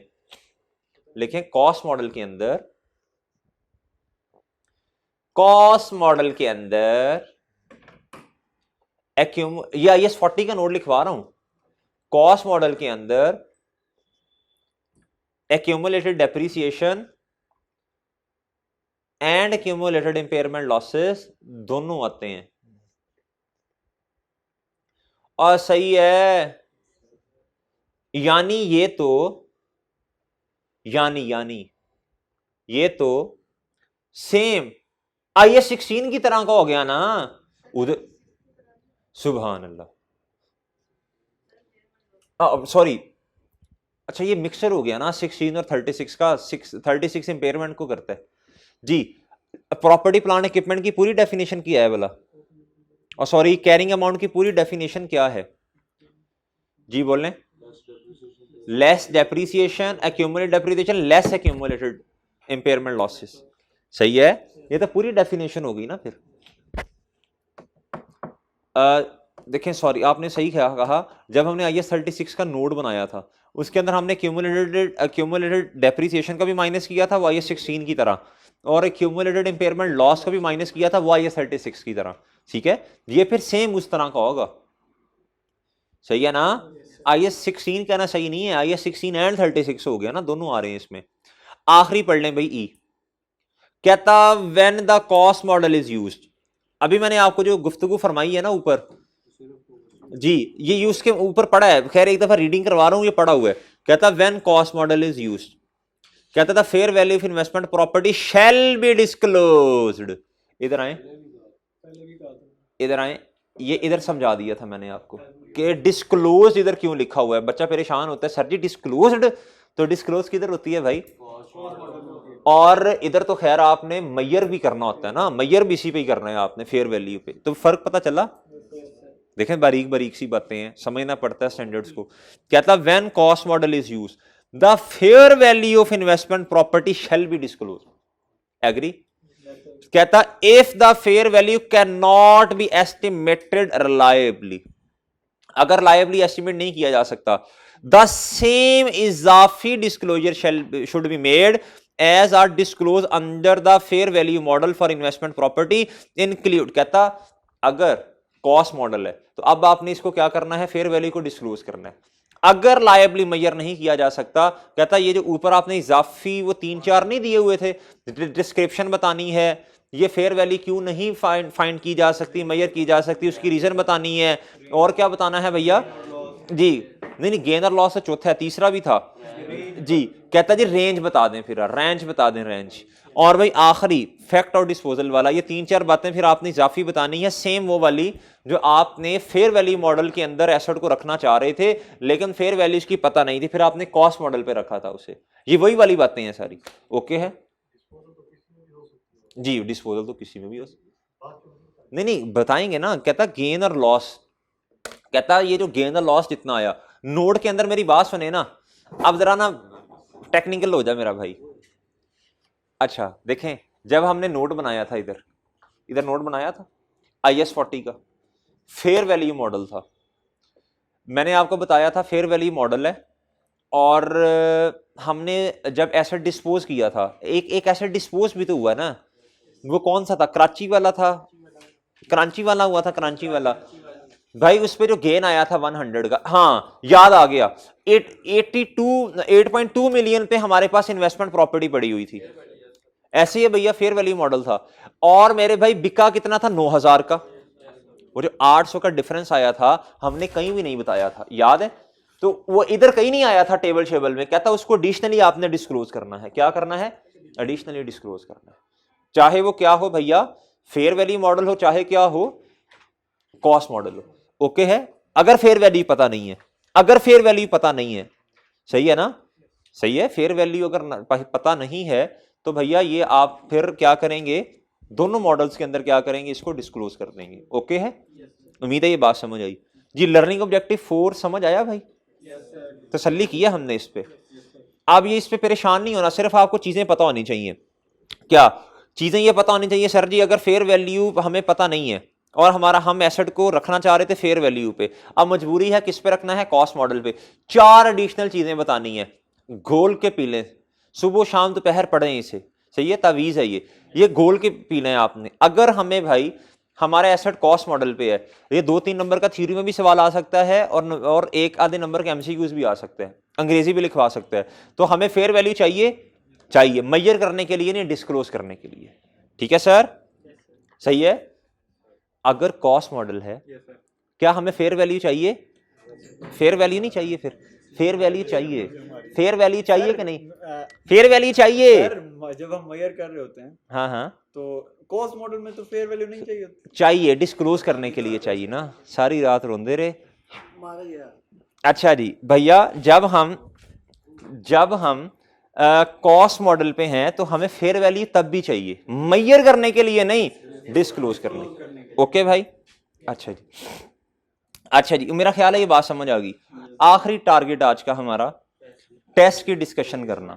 टेस्ट की क्या करना भैया? डिस्कशन करना। टेस्ट नंबर 3 की डिस्कशन करनी है। पहले मैं क्वेश्चन नंबर 2 को डिस्कस करूंगा भाई। पहले मैं किसको डिस्कस करूंगा सर? क्वेश्चन नंबर 2 को डिस्कस करूंगा, ठीक है? अच्छा जी, आए जी। कहता prepare accounting entries to record. अच्छा थोड़ा सांस ले लें जरा, एक आधे मिनट का। टेस्ट ओपन कर लें अगर आपके पास है। नहीं जी जी, क्या? अच्छा अच्छा जी, जरा सांस सूंस ले लें एक आधा मिनट।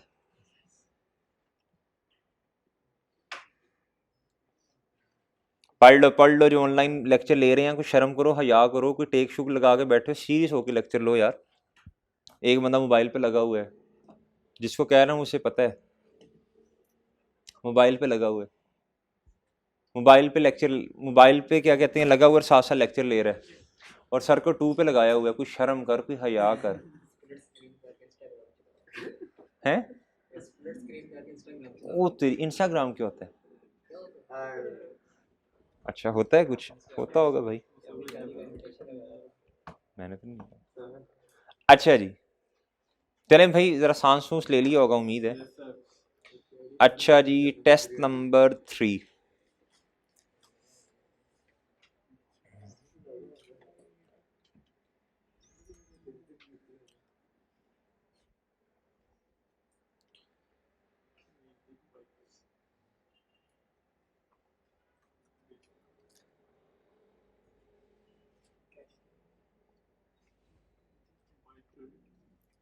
क्या बाइक रोक ले गया तो अभी तक देख ही नहीं। होता ठीक है, फिर वो कह रहा है कि कैश डेबिट होगा और बाइक क्रेडिट होगी। Net book values. अच्छा भाई इधर आए। कहता prepare accounting entries to record the above transaction in RE's books for the year ended 30 June 2016। जी भाई, आपने क्या करनी है? जनरल एंट्रीज करनी। क्या करनी है? अकाउंटिंग एंट्रीज का मतलब जनरल एंट्रीज ही है ना। For the year ended 30 June 2016। सबसे पहले आपको यह पता होना चाहिए रेंज क्या है। क्या है भैया? हमारा साल कब स्टार्ट हो रहा है? जी सर, और इधर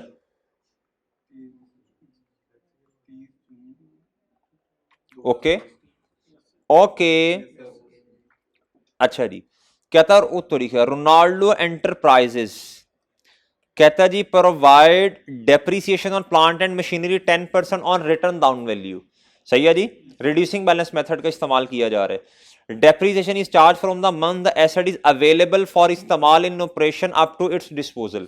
जी डेप्रीसिएशन कब स्टार्ट होगी? जब एसेट जो है अवेलेबल फॉर यूज होगा। उसे कहीं यार ये ना बता, हमें नहीं पता भला इसका, इतना पढ़ा हुआ है हमने।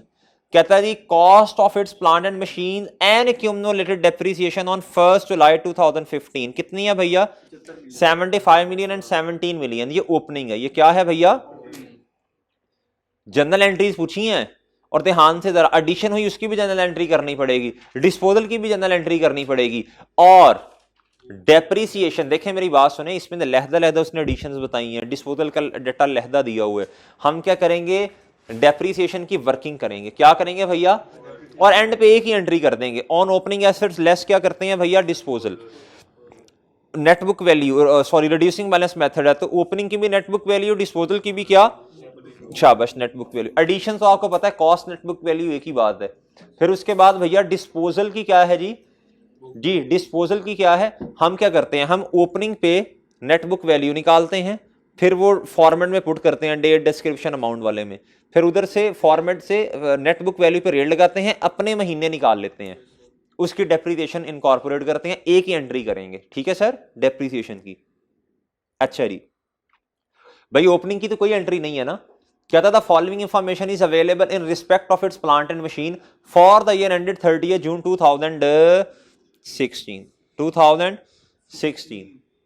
ओके, कहता जी ये सारी इंफॉर्मेशन आपके पास अवेलेबल है किस साल की, फॉर द ईयर एंडेड का मतलब क्या है, 2016 की, 2016 तक की। स्टार्ट कब हो रही है भाई, हमारा वाला साल 1 जून से लेके। कहता जी 1 अक्टूबर 2015 में क्या हुआ, second hand machine was acquired from Chinese company for ₹15 million. For rupees क्या, अच्छा मेरी बात सुने, चाइनीज कंपनी है, अगर उसने हमें रेट दिया होता, अमाउंट दी होती चाइना जो उनकी करेंसी है, तो हम मल्टीप्लाई कर देते। वो आपको याद है ना कि हमने क्वेश्चन किया था, याद है ना, वो डॉलर्स में फिर हमने पाकिस्तानी रुपये में कन्वर्ट किया था। अच्छा जी, कहता the machine was renovated and overhauled at a cost of ₹3 million. जी मुझे बताएं ये क्या है, ये 1500 मिलियन में 3, ये क्या होगा, लेकिन 25% of this expenditure was in respect of purchase of consumables. जी बताएं क्या करना पड़ेगा जी भाई, 25% जो है ये क्या है, परचेज ऑफ कंज्यूमेबल्स। जी कंज्यूमेबल्स क्या होते हैं जी भाई, भाई ये कंज्यूमेबल जो है ये कुछ और चीज है, परचेज ऑफ कंज्यूमेबल कुछ और चीज है, ठीक है। इस पे फिर कभी गुफ्तगू करने का मौका मिला तो कर लेंगे, लेकिन फिलहाल के लिए इतना याद रखें, ये मशीनरी के अंदर नहीं ऐड होना ये वाला 25%। मशीनरी से रेलेवेंट कितना है जी, मशीनरी से रेलेवेंट 75%, तो 3 मिलियन मल्टीप्लाई बाय 75 करें 2.25 आएगा शायद। तो कॉस्ट कितनी है फिर 17.25 ना। अच्छा जी मुझे बताएं 17.25 की जनरल एंट्री कर सकते हैं आप, प्लांट एंड मशीनरी डेबिट और मेरे भाई बैंक क्रेडिट, कैश या जो भी होगा। ओवरहॉलिंग की लहदा कर लें, लेकिन बेहतर है इकट्ठी कर दें ना, इस तरह प्लस करके कर दें, 15 के अंदर ये प्लस कर दें। आप अलहदा भी कर सकते हैं, अलहदा भी कर सकते हैं जी। आप इस तरह करें 15 मिलियन की करें भाई एंट्री, सही है, क्योंकि तारीख एक है ना भाई, अगर तारीख मुख्तलिफ होती ना फिर मैं अलहदा की तरफ जाता, लेकिन कोई मसला नहीं, अलहदा कर लें, आप अलहदा कर लें। 15 मिलियन की अलहदा करो, 15 मिलियन की क्या करें भाई, आप करें भैया 15 मिलियन से प्लांट एंड मशीनरी डेबिट और कैश या बैंक या पेएबल क्रेडिट। फिर ओवरऑल कॉस्ट को क्या करना है, आप लिखें प्लांट एंड मशीनरी डेबिट और ब्रैकेट में लिख दें फिर ओवरऑल कॉस्ट, ठीक है। एक्सपेंडिचर ये कैपिटल एक्सपेंडिचर है, और कैश या बैंक क्या आ जाएगा, पेएबल क्रेडिट, ठीक है। अलहदा कर लें, हाँ नहीं इस तरह भी कर सकते हैं, इस तरह भी लहदा कर लें, कोई नहीं। सोल्यूशन में मेरा ख्याल लहदा ही दी हुई है उसने, सोल्यूशन में लहदे की हुई है, टाइम सेव के लिए नंबर पूरे मिलेंगे। अगर इस एंट्री के 2 नंबर है, लहदा करने के भी उतने ही नंबर है, और इकट्ठी करेंगे फिर भी उतने हैं, लहदा कोई इशू नहीं है, सोल्यूशन में मेरा ख्याल लहदा ही की हुई है। अच्छा आगे आए, कहता ऑन 1 नवंबर 2015 को क्या हुआ, के ट्रांसफर अ मशीन, ये बात बहुत तवज्जो से सुननी है, के transfer a machine having a less price of ₹10 million from its stock in trade to its engineering department। कहता RE sells the machine at cost plus 25%। जी मेरी एक बात सुनिएगा, सबसे पहला मेरा सवाल लिस्ट प्राइस की होती है, वो शाबाश शाबाश, ये फॉर एग्जांपल ये किताब दें, ये किताब के ऊपर ना कोई टैग लगा होगा, इसकी प्राइस इतनी है, क्या है भैया, कोई भी चीज आप जब खरीदने जाते हैं तो जो सेलर ने जो टैग लगाया होता है कि ये चीज इतने की है, ये लिस्ट प्राइस इसकी इतनी है, सही है भाई। ये होती है सेलर ने जो प्राइस सेट की होती है कि इसको इतने पे बेचना, लिस्ट प्राइस, इसे क्या बोलते हैं, लिस्ट प्राइस। इसमें तो डिस्काउंट माइनस होते हैं, वो तो इधर है नहीं। लिस्ट प्राइस होती है जी कस्टमर को चीज इतने की बेचूंगा, ये क्या होती है भैया, अच्छा वो फिर हमारी परचेज प्राइस बन जाती है ना। अच्छा लेकिन मुझे इधर बताएं, लिस्ट प्राइस तो उस वक्त रेलेवेंट है ना जब चीज सेल की हो। भाई मुझे बताएं, अपने ही डिपार्टमेंट में एक जगह से चीज निकाल ली, दूसरे डिपार्टमेंट में ट्रांसफर कर दी, क्या ये सेल है, तो भाई ये तो कॉस्ट पे आनी चाहिए। फिर आपने इन्वेंट्री, स्टॉक एंड ट्रेड का मतलब है इन्वेंट्री से चीज निकाल के आपने किधर कर दी, अपने ही डिपार्टमेंट में, तो ये इन्वेंट्री क्या होगी मेरे भाई, क्रेडिट, तो डेबिट क्या होगा, प्लांट एंड मशीनरी होगी। लेकिन मुझे बताएं किस अमाउंट से होगी, इधर देखें, वेल डन, इधर देखें, ये है जी प्लस कॉस्ट प्लस 25%।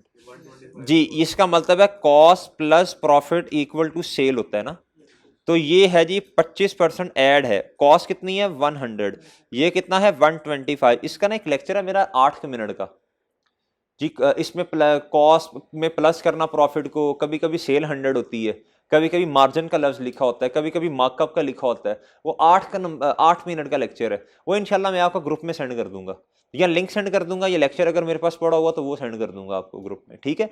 इसका कॉन्सेप्ट आपको होना चाहिए, मार्जिन मार्कअप क्या होता है। फिलहाल ये समझे कि ये कितने पे है, मैं डिटेल में नहीं जा रहा क्योंकि वो सेपरेट इंशाल्लाह लेक्चर आपको दे दूंगा उसका 8 मिनट का। अच्छा जी 125 पे है, तो भैया एक ये 10 कितने पे पड़ा हुआ है, 10 सेल है ना, तो 10 को मैं क्या करूंगा डिवाइड, ये कितने पे पड़ा हुआ है। अच्छा, जिन बच्चों को ये मुश्किल हुई थी कैलकुलेशन की, खैर काउंटिंग में सिखाई जाती है ये, लेकिन कोई नहीं आता तो वो 7-8 मिनट में इंशाल्लाह हो जाएगा। हाँ बिल्कुल था, शाबाश बिल्कुल था जी। बताएं इधर कितना आता है 7.5, भाई कह रहे हैं सर इन्वेंट्री वाले चैप्टर में ये कॉन्सेप्ट है जी, शाबाश बिल्कुल है, हाँ एग्जाम्पल है उसकी जी। 8 आता है जी, ठीक है 8 कर लें जी, 8 आता है जी। मुझे बताएं एसेट कितने से डेबिट होगा, प्लांट एंड मशीनरी कितने से डेबिट जी 8 से, ठीक है भाई, इन्वेंट्री क्रेडिट। अच्छा अब डेप्रीसिएशन भी होनी है इस पे, ये एडिशन के तौर पे लिया जाएगा ये वाला, और ये भी एडिशन के तौर पे। लेकिन मुझे बताएं ये कितने महीने रेलेवेंट है, इधर आएंगे मेरे ख्याल 9 मंथ्स, और इधर कितने महीने आएंगे नवंबर दिसंबर, इधर 8 मंथ्स, ठीक है। डेप्रीसिएशन एडिशन में आएंगे दोनों। क्या था on 1 Jan 2016 certain parts to plant were added to at a cost of 4 million to extend its useful life. ये क्या है भैया जी, ये कैपिटल एक्सपेंडिचर है, इसने एक्सटेंड क्या कर दी है यूजफुल लाइफ जी। भैया कैपिटलाइज होंगे, इसकी एंट्री तो बताएं जरा जी। प्लांट एंड मशीनरी डेबिट और कैश या बैंक जी। अच्छा कहता on 1 March 2016 the plant was damage and remained in operative for 1 month। अच्छा जी, प्लांट डैमेज हो गया ना भाई, तो भाई डेप्रिसिएशन तो फिर भी आनी है। R E spent an amount of 3 million on repair to restore the plant in working condition. Repair करवाया प्लांट को, सही मुरम्मत करवा दिया, भाई इसने कोई लाइफ इंक्रीज की है एसेट की, क्या एफिशिएंसी इंक्रीज की, कैपेसिटी इंक्रीज की, तो ये रेवेन्यू एक्सपेंस है, कैपिटल है। और आगे लिखा हुआ है कहता वर्किंग कंडीशन में लेके आना। मैंने आपको समझाया था एक चीज को आपने खर्चा किया लेकिन चीज अपनी हालत इधर इधर तक आ गई है, इसने कैपेसिटी वगैरह को नहीं बढ़ाया, सही है, बस इधर जो लेवल है उधर तक आ गया, अभी तो लेवल से नीचे चला गया ना, फिर रिपेयर करवा के इस लेवल पे लेके आए, एक लेवल से भी तां चढ़ जाना, ऊपर चले जाना, सही है। ये होता है मेरे भाई कैपिटल एक्सपेंस। लेकिन ये बताएं ये तो लेवल तक आया ना अभी जी, रेवेन्यू, इसकी एंट्री क्या होगी, repair and maintenance expense debit, और सर जी बैंक या कैश जो भी है वो क्रेडिट हो जाएगा। अच्छा सर कहता ऑन 1 April 2016 यानी हमारे वाले साल में, machine was purchase on 1 July 2012, यानी कब 1 जुलाई, इसका मतलब है 13 तक 1 साल, 14 तक 2 साल, 15 तक 3 साल, और 9 महीने ये वाले 3 + 9, सही है भाई, सही है ना। लेकिन आपको पता है ये मेरा ख्याल डिस्पोजल है, हम तो डिस्पोजल को लेते हैं ओपनिंग तक, तो 3 साल ओपनिंग तक के बनेंगे। अच्छा जी कहता रुपीज, इसकी कॉस्ट कितनी 12 million, completely damage and sold for rupees 1.2 million। जी सर जनरल एंट्री करनी है, आप देखें क्या करना है, स्मार्टली काम करते हैं। आपको इतना तो पता ना कैश कितना आया 1.2 मिलियन, इसको तो जल्दी से डेबिट करो ना, इसके तो 1.5 जितने मार्क्स हैं वो तो लो। अब मेरे भाई आपको इतना तो पता है ना, ये एसेट जो है ये वाला एक्यूमुलेटेड, इसकी कॉस्ट है 12 मिलियन, ये तो क्रेडिट होनी है। स्टेप नंबर 1 डिस्पोजल क्या है भैया, डेबिट और एसेट की cost credit. Step number 2 find कर लेते हैं भाई, स्टेप नंबर 3 तो जल्दी से रिकॉर्ड करो एंट्री में, cash debit disposal credit. Step number 2 में क्या करना पड़ता है, एक्यूमुलेटेड डेप्रिसिएशन की वर्किंग करनी पड़ती है, उसे डेबिट करना, एंट्री तो लिखो ना, और जल्दी से नंबर तो लो, आसान वाले 1 नंबर तो ले लिया आपने। अब एक्यूमुलेटेड डेप्रिसिएशन कैलकुलेट करें और प्रॉफिट और लॉस आ जाएगा। कैसे कैलकुलेट करेंगे बोलें शाबाश। आपने ओपनिंग पे क्या निकालनी है, इसकी बुक वैल्यू, ओपनिंग पे क्या निकालनी है, पकड़ें कैलकुलेटर अभी निकाल लें जी भाई। 12 मिलियन, रेट कितना है 15, 10%, इधर लिखें 0.9, और इधर आएगा 3, इधर क्या आएगा भैया 3, ये आ गई बुक वैल्यू। ओपनिंग पे आपके पास कितना आया 8.75, 8.75, इसे आपने वो डेट डिस्क्रिप्शन वाले फॉर्मेट में क्या करना है, पुट करना है। करें जी, डेट डिस्क्रिप्शन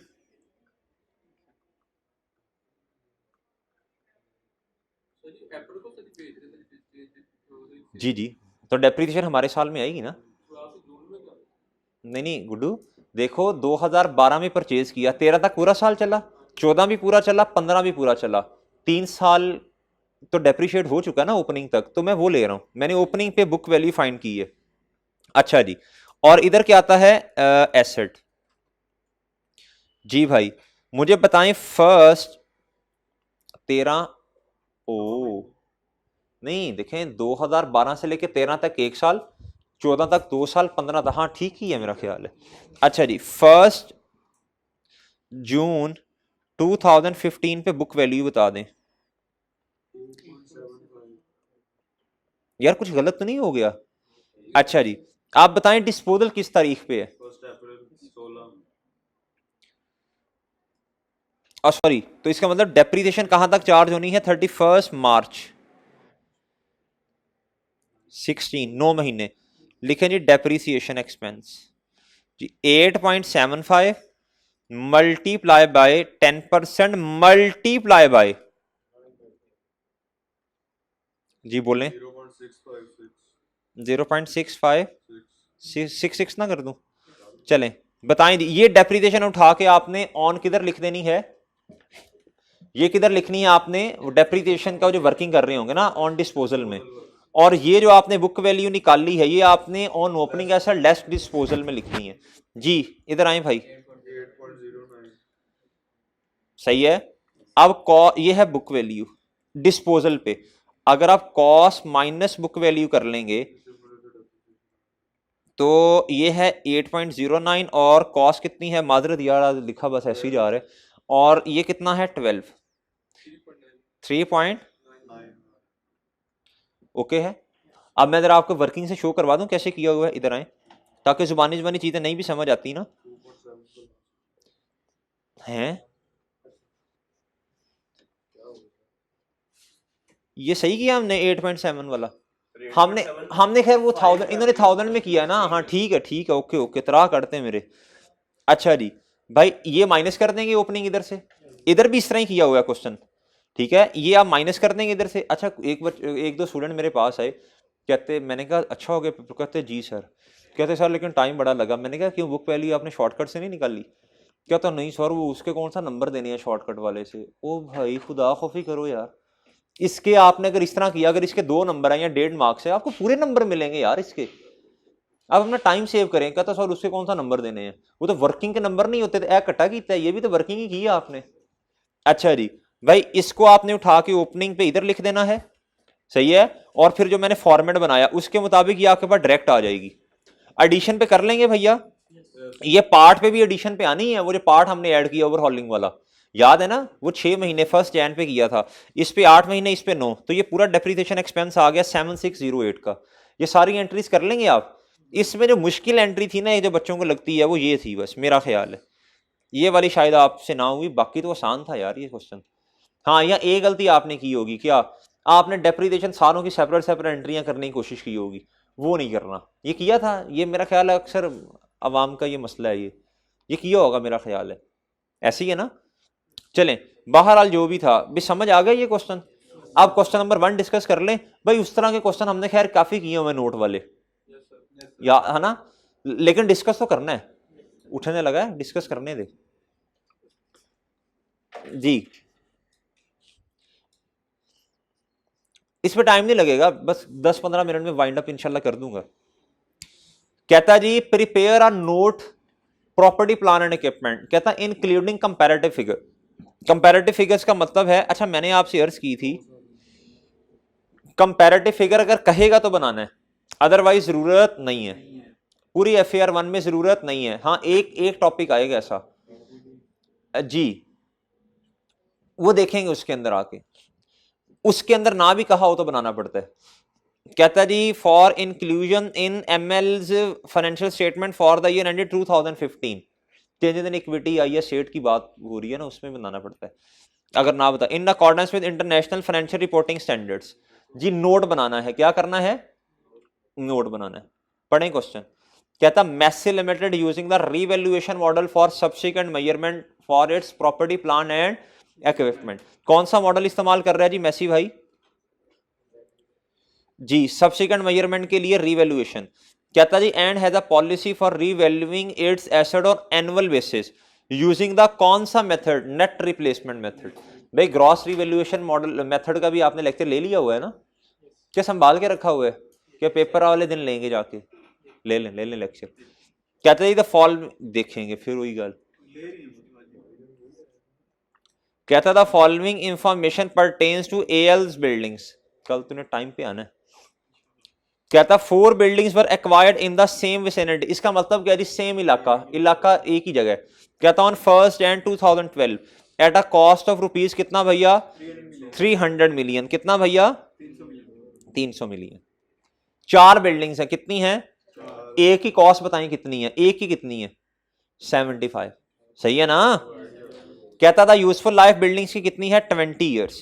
कहता सीधा लाइन मेथड इस्तेमाल करते हैं हम इसकी डेप्रिसिएशन निकालने के लिए, स्ट्रेट लाइन मेथड।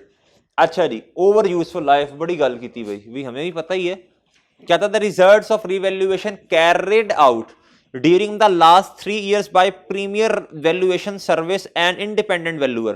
भाई इसका नोट देना है आपने, last revaluation has been performed, जी हमारा वाला साल असल में कौन सा है 2015, तो 15 वाला डेटा आपने लिख देना। लास्ट रिवैल्यूएशन कब परफॉर्म हुई 2015 में। फिर कौन सा नोट है, मूवमेंट इन रिवैल्यूएशन सरप्लस। और तीसरा कौन सा है, had there been no revaluation, पता है ना, ओके है। बाकी आपको पता है मेजरमेंट बेस्ड डेप्रिसिएशन मेथड और यूजफुल लाइफ या रेट वाला भी आना है, तो ये बनाया करें, इसके 3-4 नंबर तो उसी के ही होते हैं, पेट है ये। अच्छा जी भैया 1 जनवरी पे कितनी है वैल्यू, कितनी अमाउंट है भाई रीवैल्यूड 323, मेरा ख्याल है अमाउंट बढ़ रही है, सरप्लस आएगा, फिर लॉस आएगा, फिर सरप्लस आएगा, हालात बदल रहा है, जज्बात बदल रहा है भाई। लेकिन इधर आए, कहता 30 जून पे क्या हुआ, एक बिल्डिंग क्या हो गई है भैया डिस्पोज।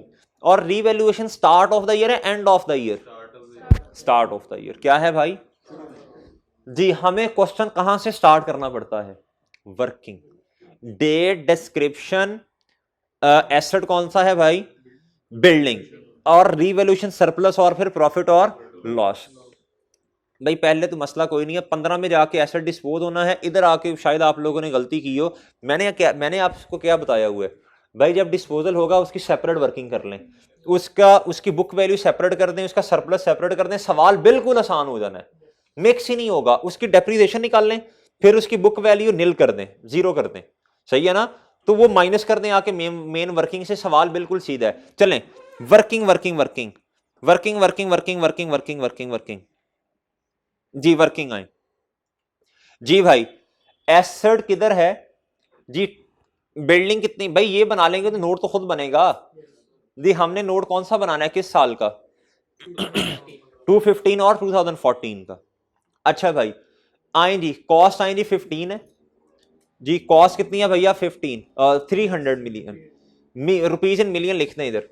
और भाई डेप्रिसिएशन कितनी है 15, बुक वैल्यू बता दें जी 2013 में एसेट रीवैल्यू हो रहा है जी, कितनी रीवैल्यूएशन है 323। अच्छा मेरी एक बात सुने, मैंने दो क्वेश्चन इस तरह के आपने किए हुए हैं, तो मैंने आपसे अर्ज ये की थी कि देखें ज्यादा आपको पीछे नहीं जाना पड़ा, तो 12 से लेके आपको 15 तक ही आना है ना, तो ज्यादा तो पीछे नहीं जाना पड़ रहा, और 13 में वैसे भी रिवैल्यूएशन है, तो पंगे ना लें, कॉस्ट से ही क्वेश्चन को स्टार्ट करना है आपने, सही है ना। अगर होता कि 15 साल पहले की बातें होती फिर हम देखते क्या करना है, इसमें आपने कॉस्ट ही क्वेश्चन स्टार्ट करना है, ठीक है ना सर। अच्छा जी भैया ये क्या है, सरप्लस है, क्या है हमारे पास सरप्लस कितना पड़ा हुआ है 38 का, एग्री, इसका तो नोट ही नहीं बनाना, आगे आए भाई इधर सुनिएगा बात। अगर हमने 14 का भी नोट बनाना है तो 14 स्टार्ट कब होगा, ये है ना 30 दिसंबर 2014, दिसंबर ही है ना, ईयर एंड दिसंबर ही है, हाँ तो भाई ये स्टार्ट कब होगा फिर, यानी 31 दिसंबर 2013 वाला क्लोजिंग हमारा क्या बनेगा, ये याद रखना है। अच्छा जी भाई अब मुझे बताएं, जब हम कैलकुलेशन करेंगे डेप्रीसिएशन की, तो अब ये रिवाइज बुक वैल्यू हो गई। फिर रिमेनिंग यूजफुल लाइफ अब कितनी है? 19। कितनी है भैया? कितनी है भाई? इधर 20 नहीं लिखना, ये गलती, एक गलती ये जो कर सकते हैं आप, लेकिन आप तो खैर पक्का हो गया, नहीं करेंगे इंशाल्लाह। अब भैया बुक वैल्यू कितनी है 1 जुलाई 2014 पे? जल्दी बोलें, शाबाश। अच्छा, कुछ बच्चे ना इधर लिखते हैं 31 दिसंबर 2014, वो भी ठीक है, और 2013, कुछ भी लिख सकते हैं, लेकिन आपको ये पता होना चाहिए कंपैरिजन लाइक विद लाइक करना है। क्या जिस दिन रीवैल्यूएशन है हमने उस उधर तक एसेट को पहुंचा दिया? क्या उसकी बुक वैल्यू हमारे पास है जी? अब मुझे बताएं भैया रीवैल्यूड अमाउंट कितनी है? 252। 252 पुट कर दी आपने इधर जी। जब आपने इधर पुट की तो मेरे भाई ये कितना आया? ये देखें, ये लॉस है, ये क्या है? तो रीवैल्यूएशन लॉस बैलेंसिंग।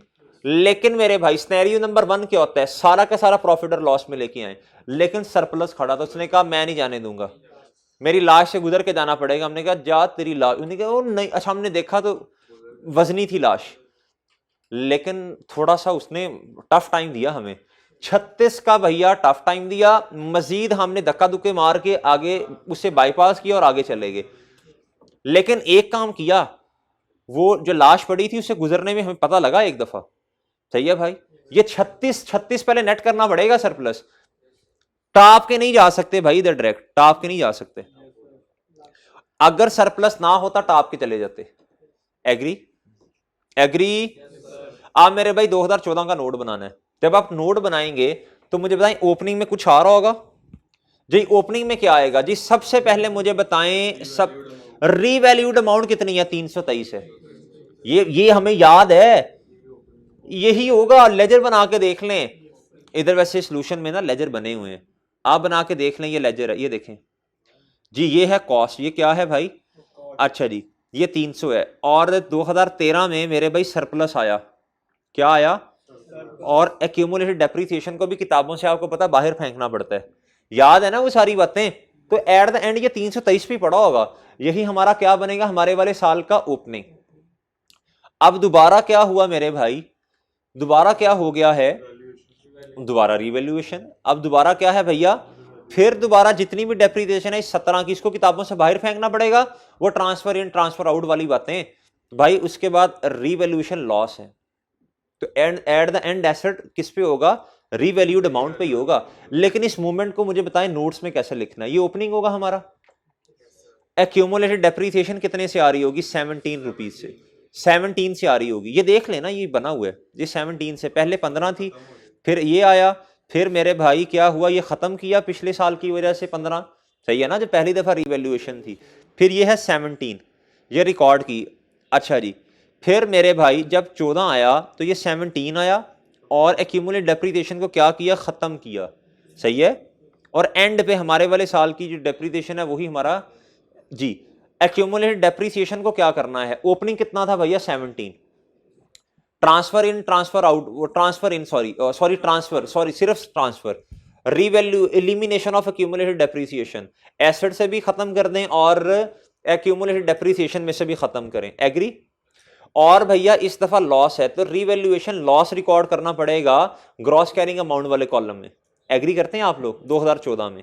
ठीक है भाई, देखते जाए ना, साथ साथ नोट भी देखते जाएं, साथ साथ नोट भी देखते जाएं जी। 2014 में आए ये 323, ये 17 इधर से गया, 17 इधर से गया। सही है भाई, ये ओपनिंग था 17, ओके है। और भाई ये 54 गया तो एंड पे 252 ही बचता है। सही है भाई, ओए ओके है। अच्छा, लेकिन जिसने टेस्ट नहीं दिया होगा उसे क्या कट्टा समझ आना है? मुझे बताएं जी। ये है, ये होमवर्क में भी दिया था? नहीं नहीं, ये वो और था, उसमें 10 बिल्डिंग्स थी, सेम था, पैटर्न सेम था। अच्छा जी, अब ये 14 की डेप्रिसिएशन है, आप देख लें जाके। लेकिन इस साल जब डेप्रिसिएशन कैलकुलेट करेंगे तो रिमेनिंग यूजफुल लाइफ एक साल मजीद कम होकर 18 पे आएगी। सही है ना? अच्छा जी, ये देखें 18 पे, ये अब 14 आ रही है। ओके भाई, अब हमारे वाले साल में फिर क्या है? साल के शुरू में रीवैल्यूएशन।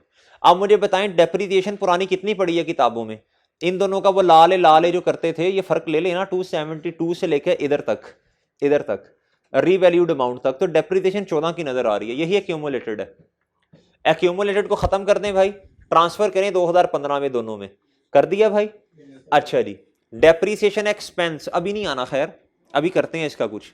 सबसे पहले तो मुझे बताएं इस दफा 272 है, कितना है? तो भैया हमारी बुक वैल्यू कितनी है? 238। कितने का सरप्लस है? 34 का। कितने का?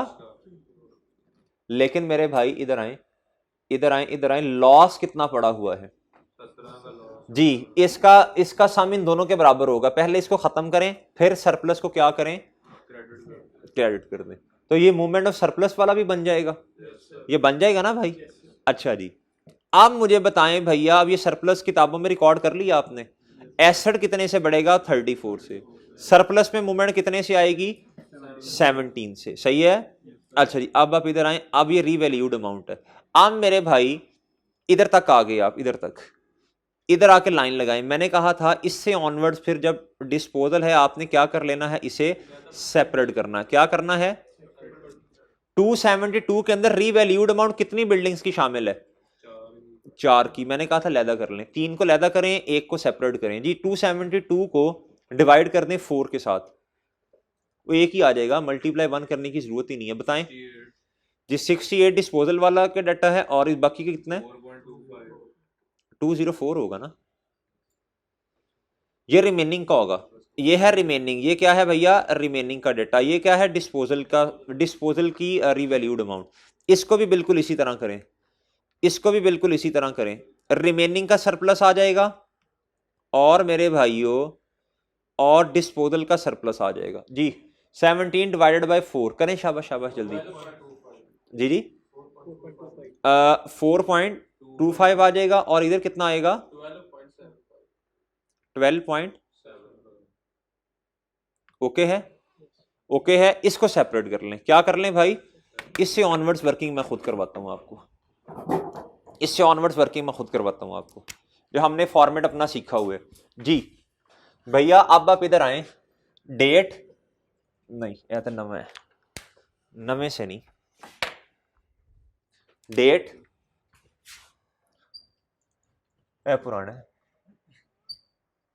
डेट, डिस्क्रिप्शन, और क्या होगा भाई? बोलें। बिल्डिंग, और क्या होगा भाई? रीवैल्यूएशन, सरप्लस और प्रॉफिट और लॉस। और क्या होगा भाई? ओके, ओके है भाई। डिस्पोजल को सेपरेट करना है जी। पहले टोटल बताओ कितना है जी, टोटल बताओ भाई। ये है हमारे पास फर्स्ट जी, फर्स्ट जैन 2000 हो या सही 15 भाई। रीवैल्यूड अमाउंट कितनी है? 272। कितनी है? 27। सरप्लस कितना है? ओके। अब मेरे भाई अलहदा कर दें, जरा अलहदा करें, डिस्पोजल को अलहदा करें, क्वेश्चन करना आसान हो जाएगा जी। डिस्पोजल इसकी ना वर्किंग 1 होगी, ये मेन वर्किंग है ये वाली, ये तो वो चलती आ रही है। आप इसकी जगह वर्किंग 1.1 कर सकते हैं जी। डेट, डिस्क्रिप्शन, और मेरे भाई बिल्डिंग, और सर जी रीवैल्यूएशन, सरप्लस, और मेरे भाई प्रॉफिट और लॉस। ऐसे ही है जी। जी अलहदा करवाया मैंने, डिस्पोजल को बिल्कुल अलहदा करना है। फर्स्ट एंड 2015 पे इधर लिखते हैं डिस्पोजल। ये डिस्पोजल की वर्किंग ही अलहदा कर दी हमने, आसान हो जाएगा ना क्वेश्चन जी। बोलें शाबाश जी। इसकी रीवैल्यूड अमाउंट कितनी है? 68। सरप्लस इसका कितना है? 4.25 जी। भैया किस दिन बिका एसेट?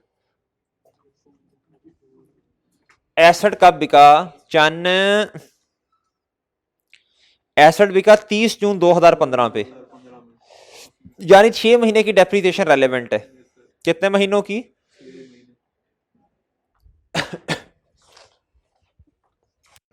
अच्छा जी, जी डेप्रीसिएशन एक्सपेंस जी, कैलकुलेशन करवा दें। 68 डिवाइडेड बाय, डिवाइडेड बाय 17 होगा। क्या होगा भैया जी जी? हाँ जी 17 ही होगी ना, रिमेनिंग तो 17 ही है अब। अच्छा जी 17। और मेरे भाई इधर भी आना है ना, 4.25 डिवाइडेड बाय 17। जी बोलें इधर कितना है? 0.25 इधर 4 आएगा और अगले का 0. इधर कितना? 0.25. ओए सॉरी सॉरी, ओए हो माजर, ओए होए होए होए, 6 महीने भाई डिवाइडेड बाय 17 मल्टीप्लाई बाय 6/12। और इधर क्या करना है, इधर बताएं, 4.25 डिवाइडेड बाय 17 मल्टीप्लाई बाय, जी इधर कितना आएगा भैया? 4 2 आएगा, 2 बस। अच्छा जी बताएं जी रिमेनिंग कितना है? जी रिमेनिंग इधर बुक वैल्यू आ जाएगी ना, कितना आ रहा है? 0.125 बस। आप 3 कर देना, चले 0.13 कर दें, जान छुड़वाएं। अच्छा जी जी भैया इधर क्या आनी है? बुक वैल्यू क्या आनी है जी? इधर का आना है 66, इधर 4 पॉइंट, चले ठीक है जी, बस 2 से 4 मिनट बस इंशाल्लाह। ओके है। आप देखें अब ये है आपकी मेन वर्किंग, ये क्या है? इसको इधर लेके आए। अब आए जी, सबसे पहले डेप्रीसिएशन, सबसे पहले मेरे मासूम दोस्त क्या? डेप्रीसिएशन एक्सपेंस किसका? वर्किंग बताएं, जो भी आपने रेफरेंस दिया होगा जी। 2 इधर ओके है। और फिर मेरे भाई 30 जून पे बुक वैल्यू ये कम कर दें, किताबों से निकलनी चाहिए ना ये जी। 66 और मेरे भाई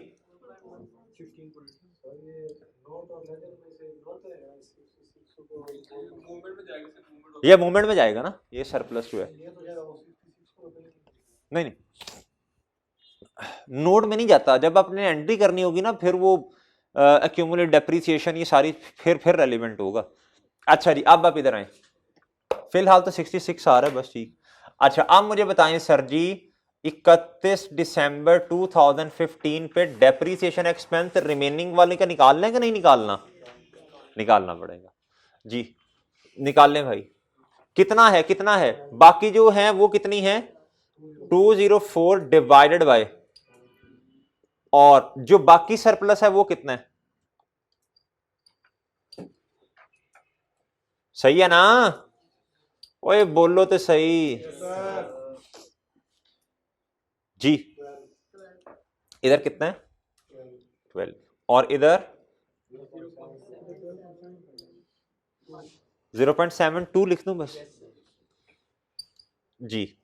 बुक वैल्यू बताइएगा जी, बोलें। अब ना गलती गलती गलती देखना क्या करते हैं, इन सारों को माइनस करना है आपने, फिर बुक वैल्यू लिखनी है जी। बच्चे क्या करते हैं 66 में से कर देंगे जी 190, और इधर ये करने की जरूरत ही नहीं है लाइन लगाने की जी।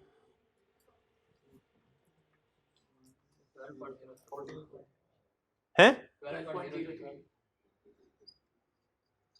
ओके, सरप्लस की मूवमेंट में ये होगा, सही है सर।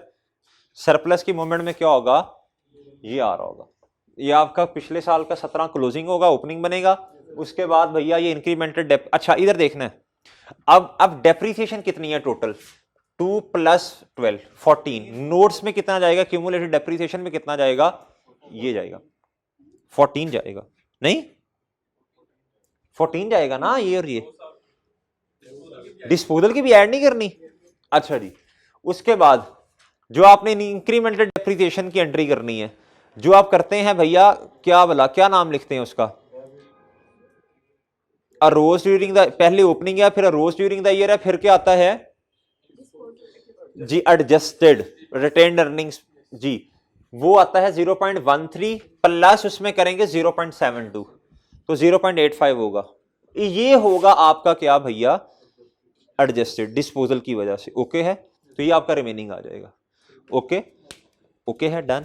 तो अगर आप ये कर लेंगे ना इसको सेपरेट कर लेंगे तो यार ये बड़ा आसान हो जाएगा। इधर फिर वरना खिचड़ी पक जानी है, इधर नहीं समझ आनी। इसको बस सेपरेट कर लें, इस तरह लाइंस लगाएं, दो सेपरेट करें इधर से तो सेपरेट सेपरेट वर्किंग कर लें।